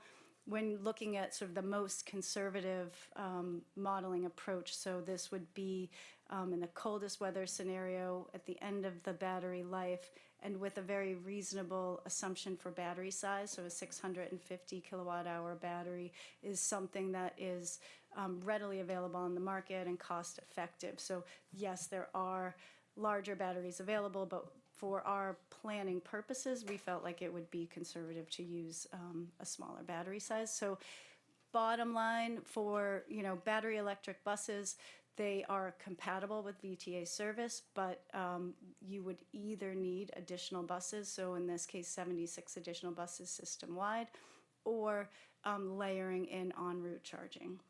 And then for hydrogen fuel cell, it is very compatible with the way VTA runs service now, given the longer range of the buses. But there would still be some modifications needed, but for the most part, very compatible. And we have more detail in your handout that you have, and then for people who are viewing at home, it's in attachment A. We did a high-level cost comparison for a number of different scenarios. So we looked at depot-only battery electric buses. We looked at layering in the en route charging component. We looked at hydrogen fuel cell only and a mix of hydrogen and BEVs. And this would be for what it would take to replace the entire VTA fleet. So a few things to note on this slide without spending too much time on it. The first thing is that these are planning level estimates that are meant for comparison purposes only. So, just keeping that in mind as you're looking at the numbers, and they've been rounded significantly. And then the second thing I think is just overall, regardless of what technology we choose, transitioning to zero emission fleet is going to be a challenge when it comes to costs. So there will be, additional vehicle costs, additional capital costs for infrastructure, and additional costs relating to operations and operational complexity. So in addition to some of the more quantitative costs, we also looked at comparing some other more qualitative elements, things like resiliency, operational complexity, space constraints, and service changes. So I guess, we won't spend too much time on that, but these are elements that need to be layered into any decision that gets made. And with that, I'll turn it back over to Adam. Okay, so I wanted to talk about what other agencies are doing that are in our energy market. So AC Transit is focusing on a blended system, 70% hydrogen and 30% battery electric. They initially started with those ratios flipped, 70% battery electric, 30% hydrogen, but found that their struggles with PG&E and their success with their hydrogen testing made flipping that a better choice. Samtrans initially started with battery electric buses, but now they've pivoted strongly into the hydrogen direction. They're being non-committal about their ultimate fleet blend, wanting to see how these technologies work out before they figure out what their final is. Santa Cruz Metro recently decided to go in the hydrogen direction, but they have a strong concern about the source of that hydrogen. Initially it'll be gray, but their goal is to get to green once that becomes more available. SFMTA is going all battery electric. Their buses travel shorter routes. They have great familiarity with this technology because they operate a number of trolley buses, and this is the right fit for them. For us, we've been very cautious about saying what our future steps will be. We have that 35 battery electric bus procurement for our Cerrone microgrid project, and a third project that's in the pipeline but not fully funded for electrification infrastructure at Shibuya that would count for about 20% of our fleet, but we have not committed to the other 80%. And that brings me to the staff recommendation, which is for VTA to pursue a mixed fleet, so hydrogen and battery electric buses. And we think an initial vision of 70% hydrogen and 30% battery electric would be appropriate. That would allow us to put the battery electric buses with limited range on our shorter route assignments and the hydrogen buses on the longer route assignments, allowing us to not have to increase our fleet size at all. We also would like to try a hydrogen pilot project as our next zero emission bus effort and are hoping to apply for that in some upcoming grants. If that's successful, we could scale up into larger projects. I also want to talk about backup plans. I'm proposing that we still pursue hybrid diesel buses if we're unable to get the funding we need to transition to zero emission on time and that fleet replacement is needed, or if manufacturers are unable to deliver those buses, or if we have an issue getting the electricity or hydrogen that we need to power them. I think there's some benefits here in that we can maintain the same fleet size. Our transit service hours would stay the same, so no impact to the riding public. We would limit space constraints at our depots by having a smaller portion of our fleet be battery electric.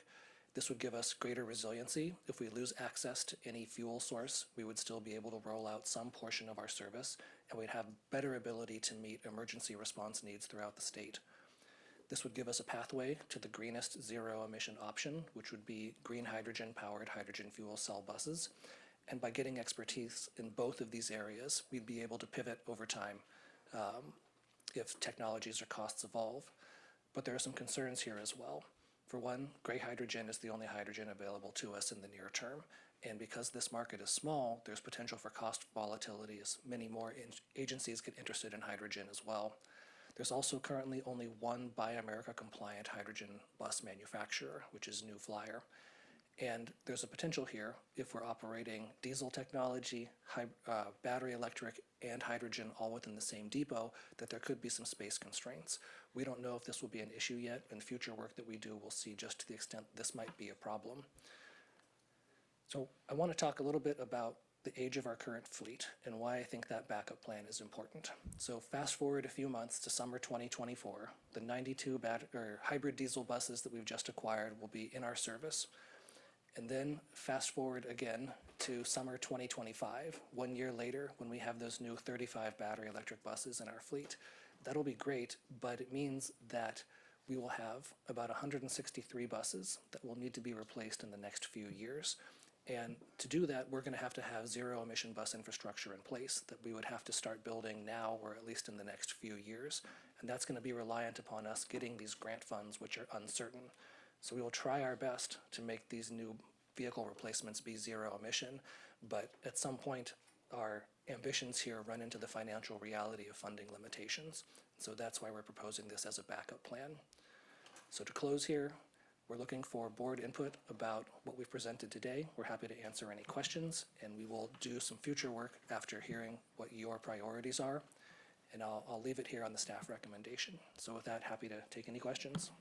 Thank you. I'm going to first go to public comment. And before I do that, I just wanted to say on the last item, if I could ask staff to make sure that all the letters that came to the workshop could just be forwarded to the full board, so they're in the full board packet for the public.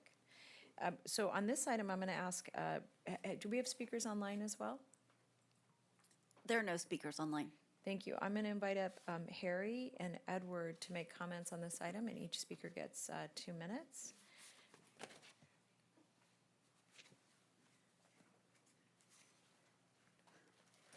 Hello once again. On this item, I think that the staff recommendation for a largely fuel cell bus fleet is, in my personal opinion, I think it is very short-sighted and flawed, because if we are trying to go for something that is zero emission, in the current state of the industry where the vast majority of hydrogen available is going to be gray hydrogen, I feel like we're not going to be fulfilling any kind of climate goals that we would have, and I think the long-term expense of hydrogen is going to be unknown. We don't know how effective the Biden administration's plans for reducing the cost of hydrogen will be. We don't know how effective any local projects for reducing the cost of hydrogen will be. That is going to be very, very concerning long-term, and the price of electricity, as horrible as PG&E is, I know firsthand, as horrible as they are, electricity is so embedded that it will be more predictable long-term, hopefully. I also think that with our northern neighbor in San Francisco, their fleet will be 100% zero emission, in large part thanks to their large trolley bus infrastructure. I think we should look into it, even though it will be complex, even though it will be expensive. So will hydrogen infrastructure, so will large en route charging infrastructure. However, trolley buses are 100-year proven technology. We know pretty dang well that they work, and we should at least be considering them for a transition to zero emission bus, because it can make the process a lot easier without having to worry about the range problem, as well as using technologies like in-motion charging, if we want to be able to not have to do complex junctions and we can run off-wire a little bit, something like that. Thank you.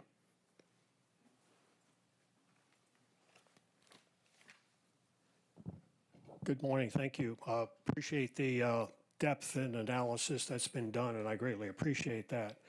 One of the things that I'm always aware of is the demographics, and I don't think we want to lose sight of the fact that we're going to need qualified, trained technicians to maintain the thing. Demographically, we have not had a replacement in the population for the last 20 years. So I was surprised to read in AARP magazine that there are now 12,000 people that turn 65 every day in the United States. I was always thinking it was 10,000, so it's up by that. So the consequence is, with a declining birth rate, and we've not had the replacement birth rate for the last 20 years, my concern is, are you going to have adequate number of people and properly trained? And also to take an analysis on your training with Mission College that has been ongoing before COVID. So, and also I read utility dive and the aspects of replacement in the industry with PG&E and all the other utilities, whether it's be manufacturing, resources, people. It's really an issue that's really going to be something. I don't know if we're going to be able to make 2035 or 2045 with just the logistics that are necessary to put this whole thing together. So I wish you good luck on it. Keep drilling down for the information and do the best you can. And also consider the fact demographically, that's the one thing that I'm really concerned about in the United States, whether you're going to be able to have adequate people to do the work that's necessary to be done here. Thank you. Thalia, no one online? Thank you both. That's correct. I'm going to close the public comment component. I'm going to go to my colleagues for any comments or questions. I'm going to start here. Sergio? Yeah, thank you so much for the presentation. I'd like to pick up on some of the points in the last couple slides and better understand the implications of what happens if we, and the example on those slides is if, you know, we run up against some of the realities of funding and timing and have to go to hybrid diesel. Maybe taking that as a jumping off point, but thinking more broadly, what are the implications of missing the target deadline for zero emission? So CARB has set 2040 as the deadline.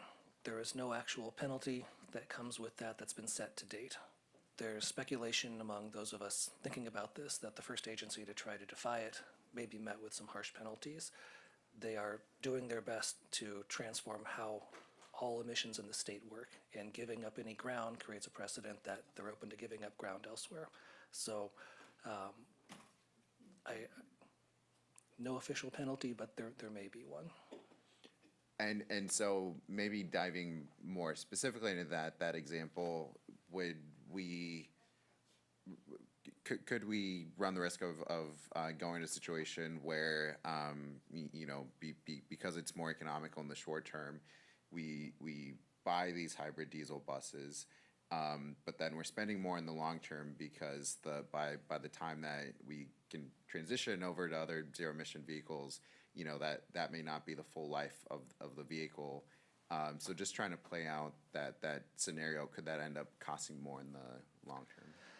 It's really difficult to say. We've seen quite a big shift in costs in just the last 2 years. Now, I'm hopeful that a few things may happen. One is that as the demand for these buses grows, that we'll see the manufacturers adapt, be able to get economies of scale. We'll see battery production become more affordable, and we'll also see technology breakthroughs that might make the cost cheaper.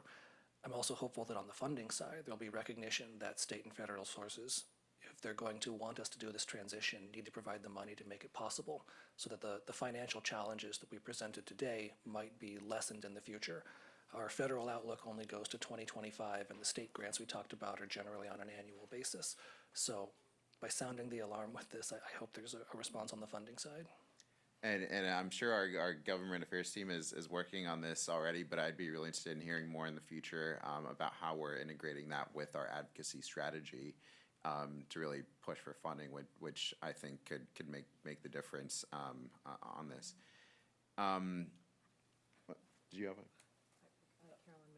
No, I think it's been interesting because American Public Transit Association is really dealing with as well as California Transit Association on terms of having funding available. I will say that they just put together a bus procurement task force recently and came out primarily bringing in the vendors because we're down to two. There are more rail vendors in the United States than bus vendors in the United States available for zero emission bus or even build, Buy America buses. So there was a lot of discussion with those vendors and others about what they need in terms of heavily it's on the procurement side. There is some discussions by VTA recently about customizations on buses to actually reduce the amount of customization so they're more sort of off the shelf, like different models you'd buy versus customizing it for each operator. So there's different things that they're asking and requesting to try to drive the costs down. So for example, on the procurement side, and they're asking us to look at this as an agency, most bus operators do not receive dollars until the bus is almost delivered. So they're carrying all these costs up front. So there's a different way to look at that. So there's various things they're looking at. On the infrastructure side, the biggest issue is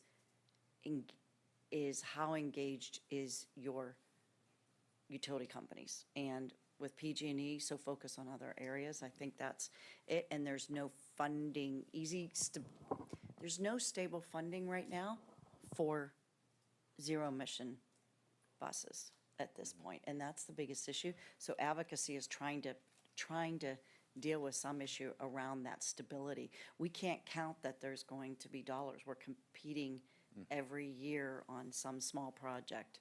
And this year they want you to be able to, like for example, the Low-No, which is the big one for the federal government. Last year we really didn't have a chance because we had won one the year before. This year we're looking, they want you to have partners, so you're trying to team with other operators because that's what they'd like to see. So, you're catering it all the time and you're putting bits and pieces. So that it's really, really difficult. The advocacy is going to be key. And I think there needs to be more organized particularly from the California state delegation that has this mandate. And thank you, because I know our agency is very involved in those APTA discussions.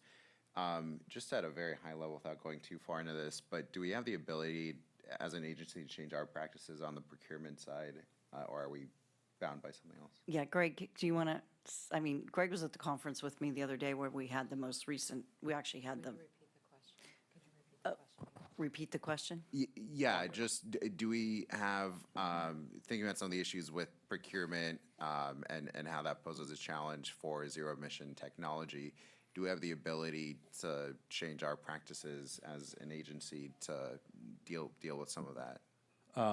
Quick answer would be yes. I mean, I think internally we have the ability to modify our processes and procedures, especially with board approval and board direction. I think what's going to also help in this exercise is the appearance that FTA is wanting to promote certain methods and certain processes that they are in support of, which usually we're trying to follow their guidance in putting our policies in place. So if they are open to, I'll call it non-competitive type agreements because of a partnering arrangement, if they're open to that and encouraging this development, then that opens the door for us to be able to modify some of our processes.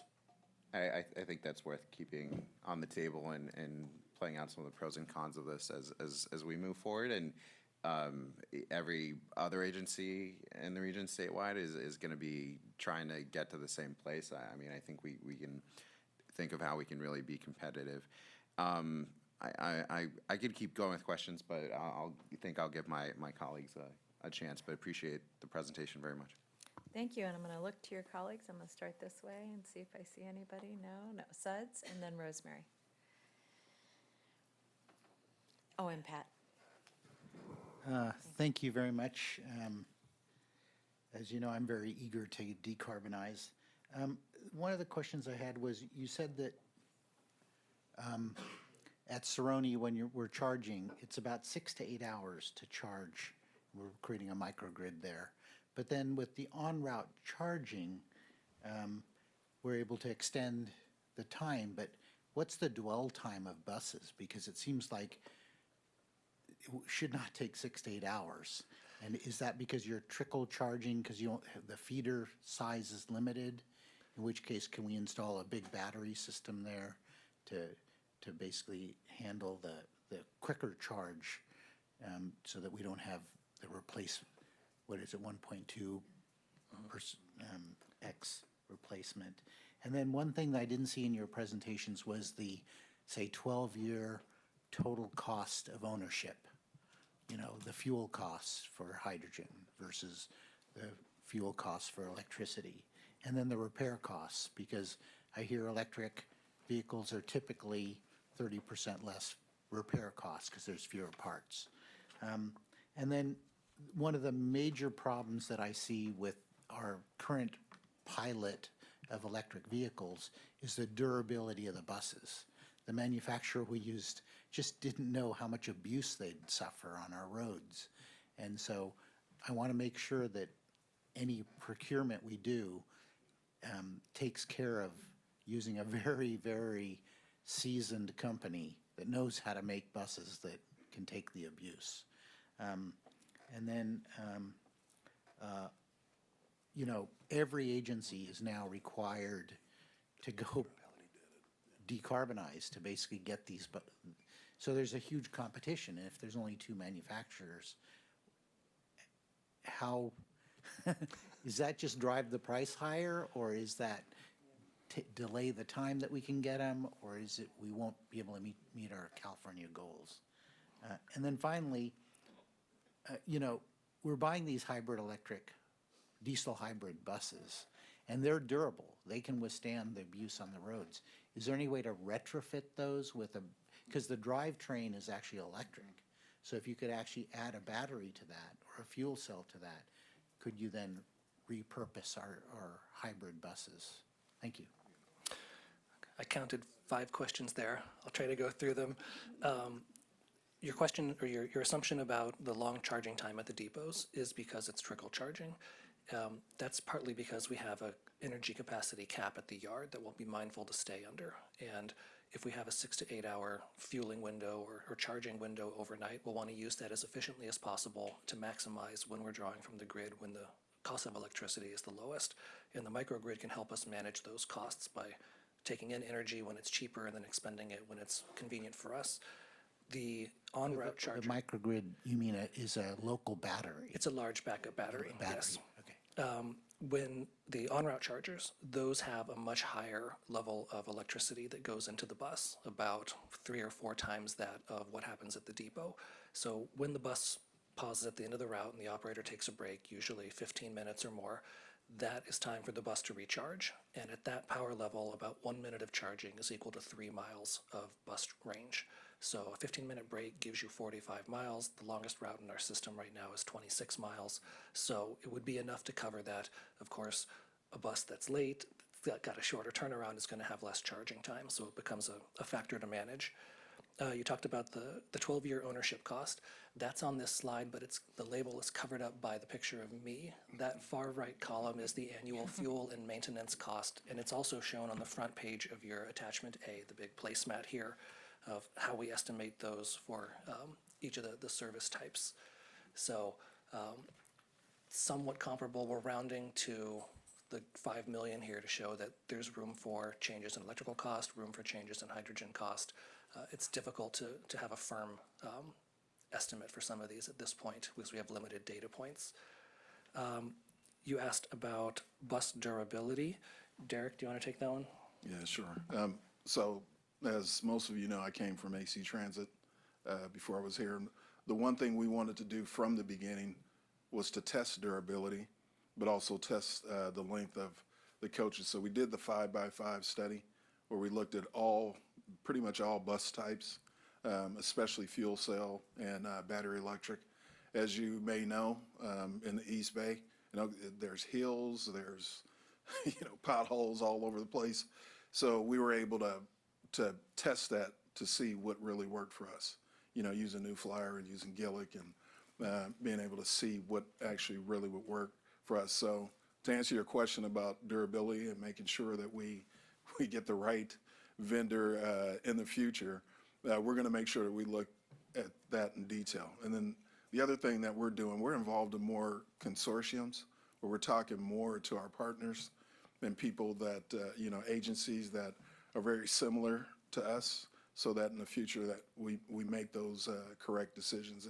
And learning from the mistakes of others too is another good thing that we're learning from to build in the future. And the one kind of positive caveat is the fact that we have 92 buses coming in now. As the technology changes, as it enhances, we will have the ability to look at those 92 potentially and get that new technology that's out there.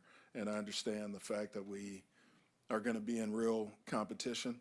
But again, I think Carolyn mentioned this earlier, the partnerships and making sure that you're going into, when you're going and competing for grants, to have those partnerships, you'll have the ability to at least have a chance to get some funding. I'll note also that our fleet of battery electric buses, I believe the manufacturer was motivated to have cost parity with the other options that were available at the time, like the $800,000 hybrid diesel. And so they sought to make the bus cheaper to build by having less durable parts, and things that used to be steel became plastic. That really didn't work out in the long run. We're one of many operators to really struggle with the durability and the parts support. So I think we've learned a lesson here that we really want a bus manufacturer for our future fleet that has the bona fides of having done a durable bus. You asked about the impacts of disappearing suppliers.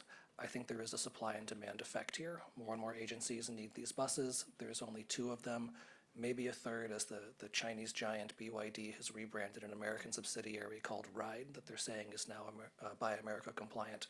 But certainly the advantages with the manufacturers there. We're also seeing expanding lead times on bus construction. It used to be 14 to 16 months was normal. I think now we're closer to 20 months. So there's a time factor and a cost factor that's not working in our favor at the moment. And on the question about retrofitting the buses versus simply replacing them, with our business model having a large fleet, replacement tends to be, I think, the more cost-effective option.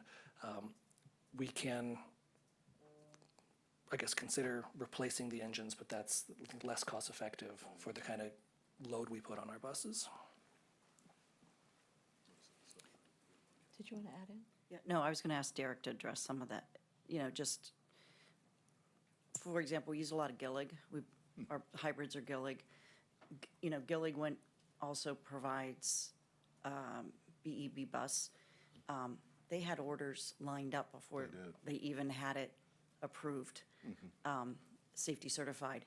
So they are out there, and I think I agree. I think it's almost easier because of the useful life of a bus to to look at what the technologies are, but probably replacing some of the things. And I agree with you, how could they do that? I think that would be something working with the manufacturer, with Gillig, like we're looking at right now with Kinky Shire on our light rail vehicles. And so one of the things would be taking a look at what Gillig would come out to potentially allow for a change out in the future. And that might be something we want to do. I mean, they're right here in Livermore, but they're providing buses across the country right now. They're busy. They are, very. Did you want to add anything else? No, I didn't, I think she hit on. Great, thank you. And I apologize, I think Rosemary, you were next, and then Pat. Thank you. I was curious about, how the reliability of electricity, affects having more of the battery electric buses.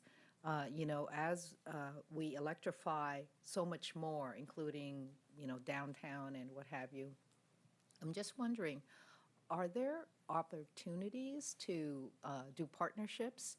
I know that, in the city of San Jose, we're just exploring to see what can happen. But, as Ellis Power comes through and has new transmission lines, I just don't know if there are any opportunities to experiment with, you mentioned your energy capacity cap at the yards.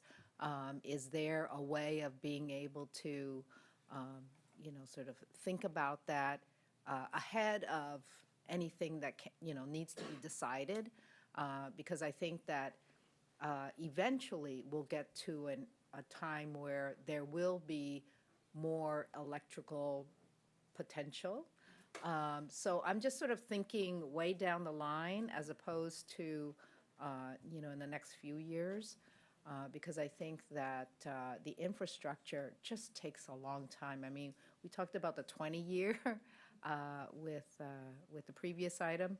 I think that if there are opportunities, because I worry about the hydrogen, and I know that with AC Transit, you mentioned they started out at 70, they went to 30, and I'm just thinking, well, are there other opportunities out there that can help, move it in one direction versus another? I would be open to opportunities if it could help us guarantee an electrical supply. One of the challenges is that we're going to want to make sure that our supply is secure. If we get these buses, we're operating them for 12 years. So it'll be an incremental increase in the amount of capacity we need at our yards. And PG&E will only give us as much as we can prove we need immediately. We're adding 30 buses, here's power for 30 more buses. They won't guarantee the long term. So it makes planning for the future very difficult. When we have that capacity locked in, I don't know that we would want to share it necessarily. Maybe that's a possibility, but we'd want to take care of our own service needs first before thinking about that. But I'm open to ideas here.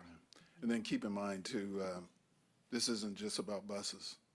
You have to be 100% zero emission all the way down to our non-revenue fleet as well too.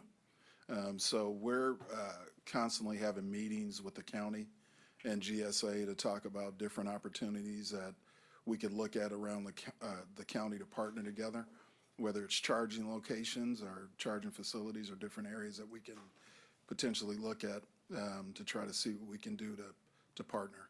And that would be the key, because to your point, we're going to get to a point where all the microgridding and everything else is going to be taken up. So what do you do now? That's why it's so important for you to have a mixed fleet. Because if you don't have a mixed fleet and you rely on just one type, and that one type doesn't have the ability to charge, then what? PG&E rolling blackouts happen, then what? So that's the mindset that we have here and we're thinking about. Yeah. No, I agree. I think that you do need a diversification of the fleet, but I also think that as we start thinking about what's coming and the electrification of just about everything, how do we maximize our position in line to get what we need? So, thank you. Pat? Thank you. So thanks for a valuable presentation, and the depth of analysis that we've received today is is the greatest that we've received over the last several years on this as we've been moving forward. I'm reminded of the admonition by Wayne Gretzky to try to skate where the puck's going to be, and the difficulties knowing where that is. So having said that, I think at a high level, at this point in time, where we think the pucks are going to be, does drive us toward a mixed fleet.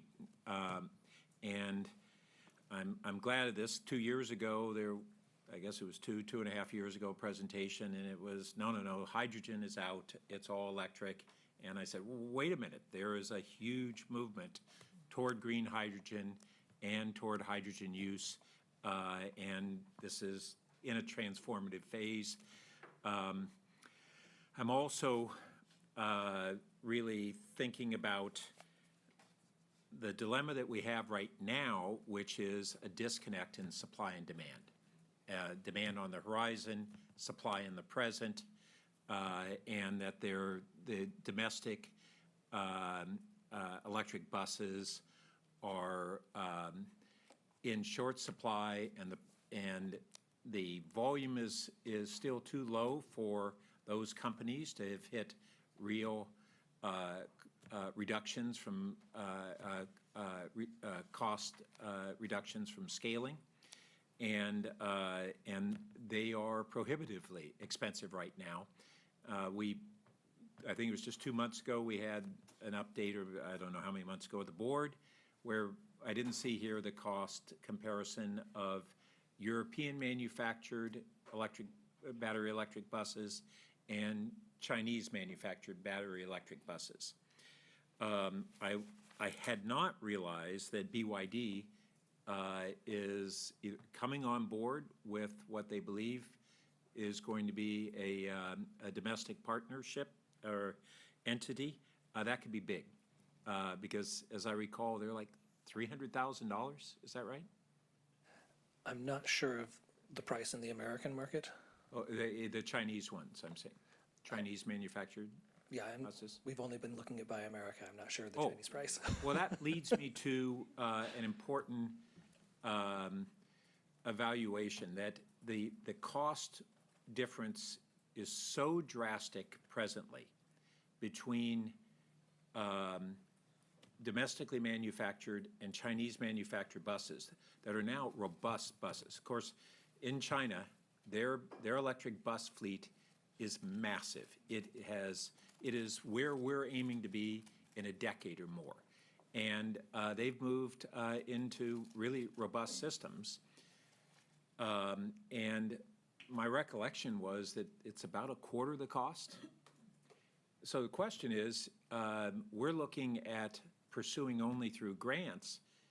Would it be more cost effective today to buy Chinese manufactured buses without a grant? Or are we restricted that we can only buy domestic buses, grants or not? Because we accept federal funds for the vast general, majority, not just- we're a federalized agency, so Yeah, we're okay. subject to that. Yeah, so that's the dilemma we all need to recognize. It's that bad of a circumstance that we could, if we weren't restricted, we could buy without grants at a cheaper price than we can buy with grants. That's bad. That's not our fault. Okay, so there's reasonable basis to assume that we're going to bridge this gap in the coming years in the cost of domestically manufactured electric buses. I hearken back to when the state went through mandates on renewable energy portfolios. And basically, when our big private utilities were all being forced to bid against each other for a limited supply of power purchase agreements, price went up rather than down, even though the underlying cost of the technologies was continuing to drop. And we had a few years where that was the case. Cities like Santa Clara and Palo Alto had we had been on a more aggressive renewable program ahead of the state, and we bought cheaper, and we bought when the demand was not at its peak. And as a result, or largely a result of that, today our residential electricity rates for in Palo Alto were 100% carbon neutral electricity. So greener than PG&E, our residential rates are 50% below PG&E. So this is a really important lesson for us to try to apply here. Can't transfer it directly, except, so we got two ways that that matters to us. One is it's not going to stay this way, that these buses are so exorbitant in costs. The market will adjust. When and how rapidly, I'm not sure. I think the foreign pressure of coming in to our markets and qualifying will be a big driver. How that's going to shake out, who knows? Second thing, though, is when we're looking at purchasing our electricity for either our battery electric or if we generate our own hydrogen locally, is going to be really dependent on where we buy that electricity. And I haven't heard anything about trying to buy it in Santa Clara primarily, and secondarily Palo Alto, which is at the end of our line and has a certain limited amount of end of route charging capability, but more importantly, Santa Clara. So can you speak to whether we're looking at either our charging to be able to take advantage of Santa Clara's low commercial rates, or our generation of hydrogen? I wasn't clear whether we're talking about trying to buy green hydrogen in the future, which is projected to go all the way down to, I think it's $1 a kilogram, is that right? $1 a kilogram. And so I think it's not very relevant for us to look at the current composition of hydrogen supplies. That's just not where we're headed. That's not where the puck's headed. And we got billions of federal dollars going that way. We have trend lines going there. We have the technologies that are advancing monthly in this arena. So we don't know exactly where it's going to get and when, but it's going to drop rapidly, and there's going to be a lot more green hydrogen. But part of the development is distributed generation of electrolyzers, where we could generate our own, and can we locate those where we can buy the cheapest electricity? So have we addressed that? As far as buying cheaper electricity, we're open to all options. Well, open to it.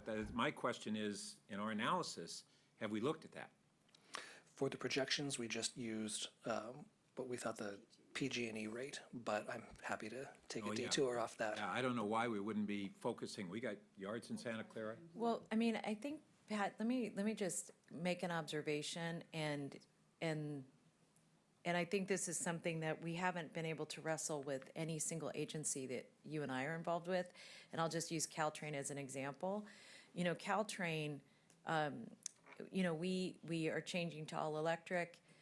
The price of electricity is so pronounced that any savings we anticipated from going electric is all gone because of the cost. And then the second issue that we have to be able to take a look at is all of what you're saying is anticipated, but we don't know when, and we don't know how. And every entity that I've talked to has been focused on the limited availability of energy, period. And I think that's actually a little bit of what Rosemary's questions went to. One recommendation I would make on this topic is, and it would have been something I would have said at the end, is that I think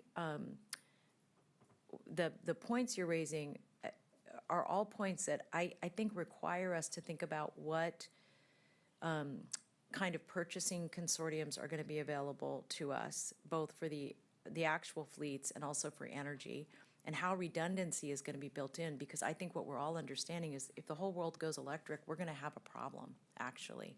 And the reason is that if there's any disruption in that, we have an issue.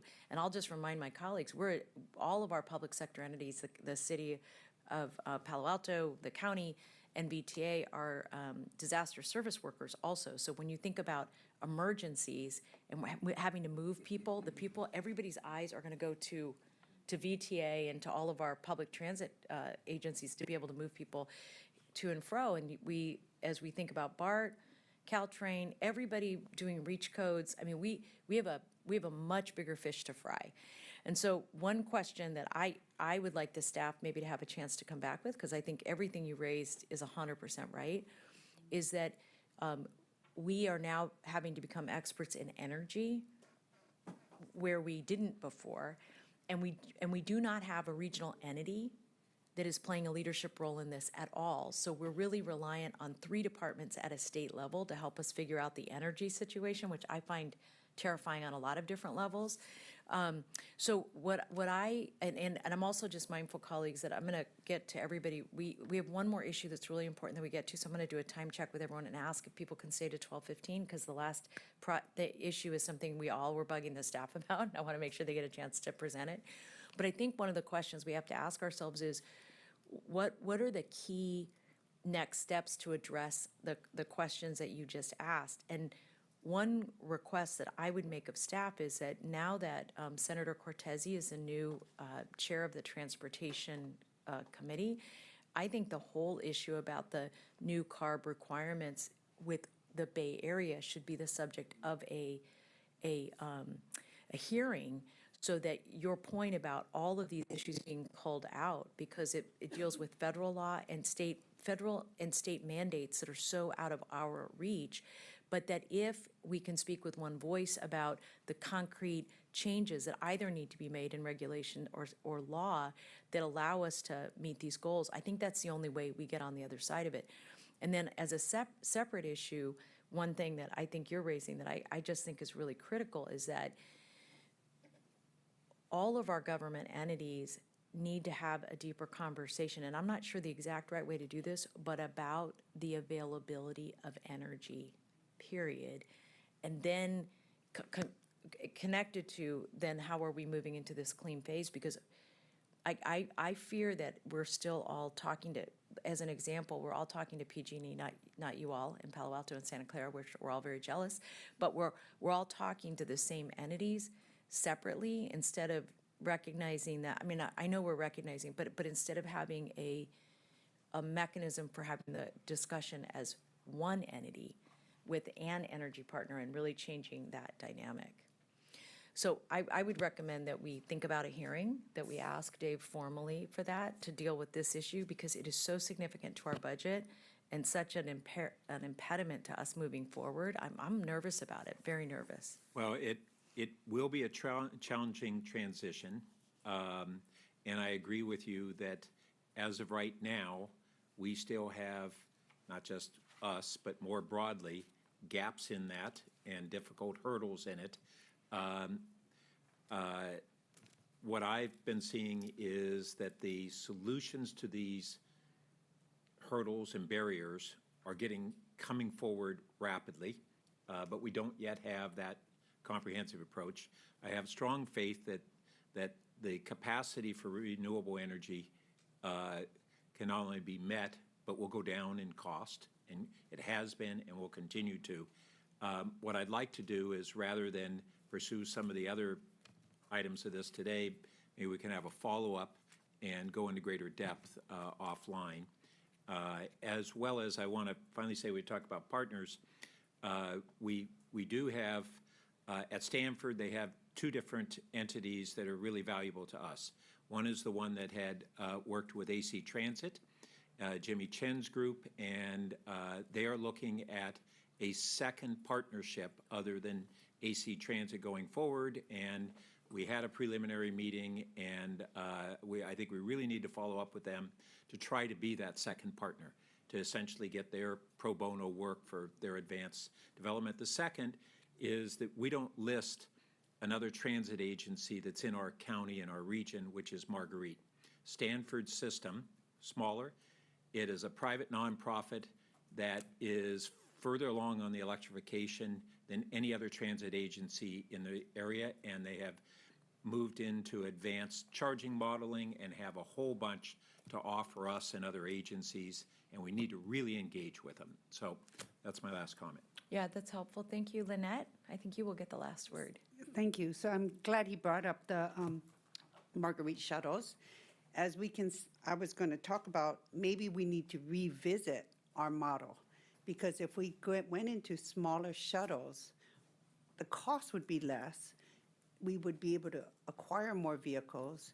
It would increase services. So that's something that maybe we need, and the lifespan of the vehicles would last longer. So we need to possibly try to be, like you were saying, open to models or options and rethink if we need to do so.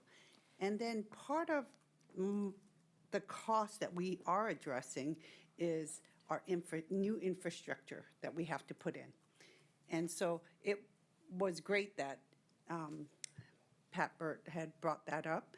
And I was concerned that why aren't we looking at these two cities, like he said, Palo Alto and Santa Clara, because we're so dependent on PG&E and their costs. And we need to look at the costs of, you know, the cities that can partner. And we had another member who talked about collaboration. So these are opportunities that we're not taking advantage of. So I just wanted to reemphasize that. And so those are the 2 points, and thank you so much. And also we have to look at the models that Santa Clara and Cupertino are now. They're another shuttle model that other cities are revisiting as providing better service, better timeline.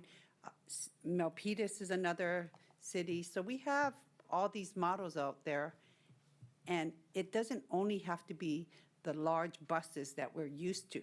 So maybe we have to have that conversation of what model are we going in the, you know, making the right decision and the best direction for servicing our community.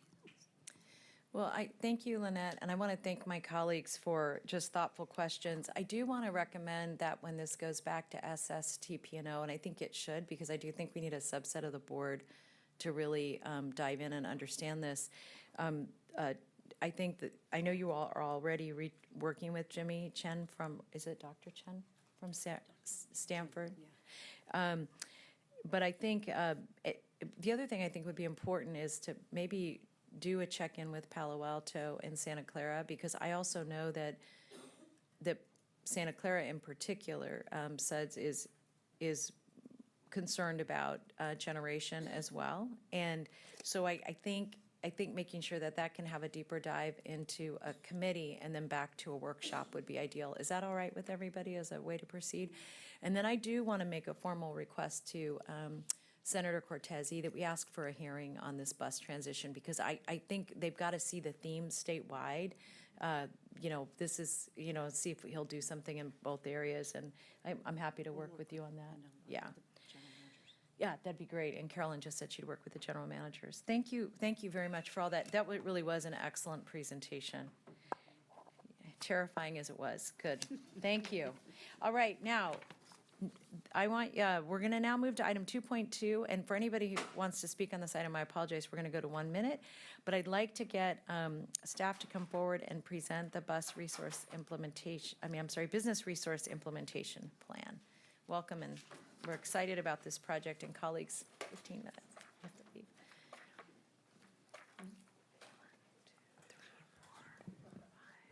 All right, good morning. For 5 more minutes. Good morning, directors. I'm going to be very quick here. Tom McGuire, Chief Mega Project Delivery Officer. My colleague Bernice Alanis is going to give you a great presentation about our business resource implementation plan for the BART Silicon Valley program, and specifically what she's learned from lessons learned from previous VTA projects, peer projects around the country, and how we're going to focus as many of these resources on businesses who are affected by the BART construction. Thank you.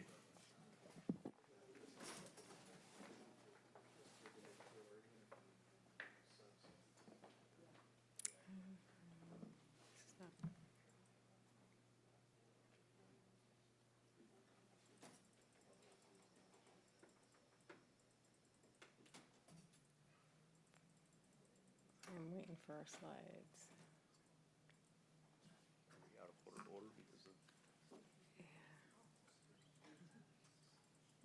Thank you for your patience, folks.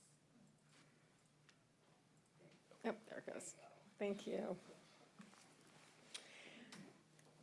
So thank you, Board, for taking the opportunity to hear an update on our BART Silicon Valley Business Resource Program. We have been working on this program since 2019 and have done a significant amount of analysis, receiving input from various entities, and doing some case studies from other similar mega projects throughout the country.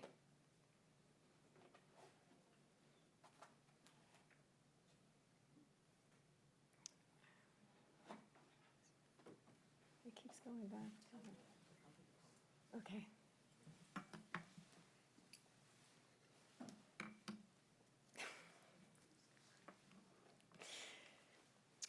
So the Business Resource Program is one of several elements of our community outreach and engagement program. There are 5 specific elements, and these are part of our environmental commitments. When we received environmental clearance to deliver this project, we've made commitments to mitigate impacts of the project and ensure that we're engaging the community at appropriate levels. So there's 5 elements to our construction outreach and engagement program. Can we go back?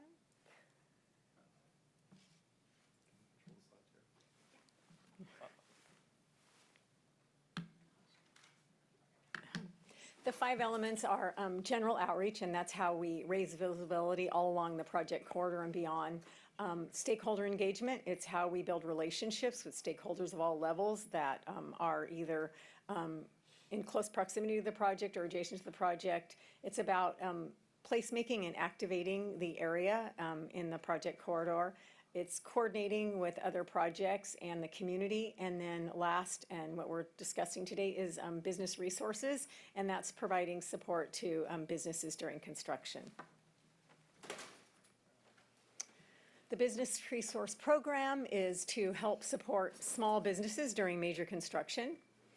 We are, for this program, defining a small business as those with up to 35 employees that hold an active business license. We have received some input regarding some of these small businesses may not currently have an active business license, and so one of the first things we'll be doing is working with them to get one.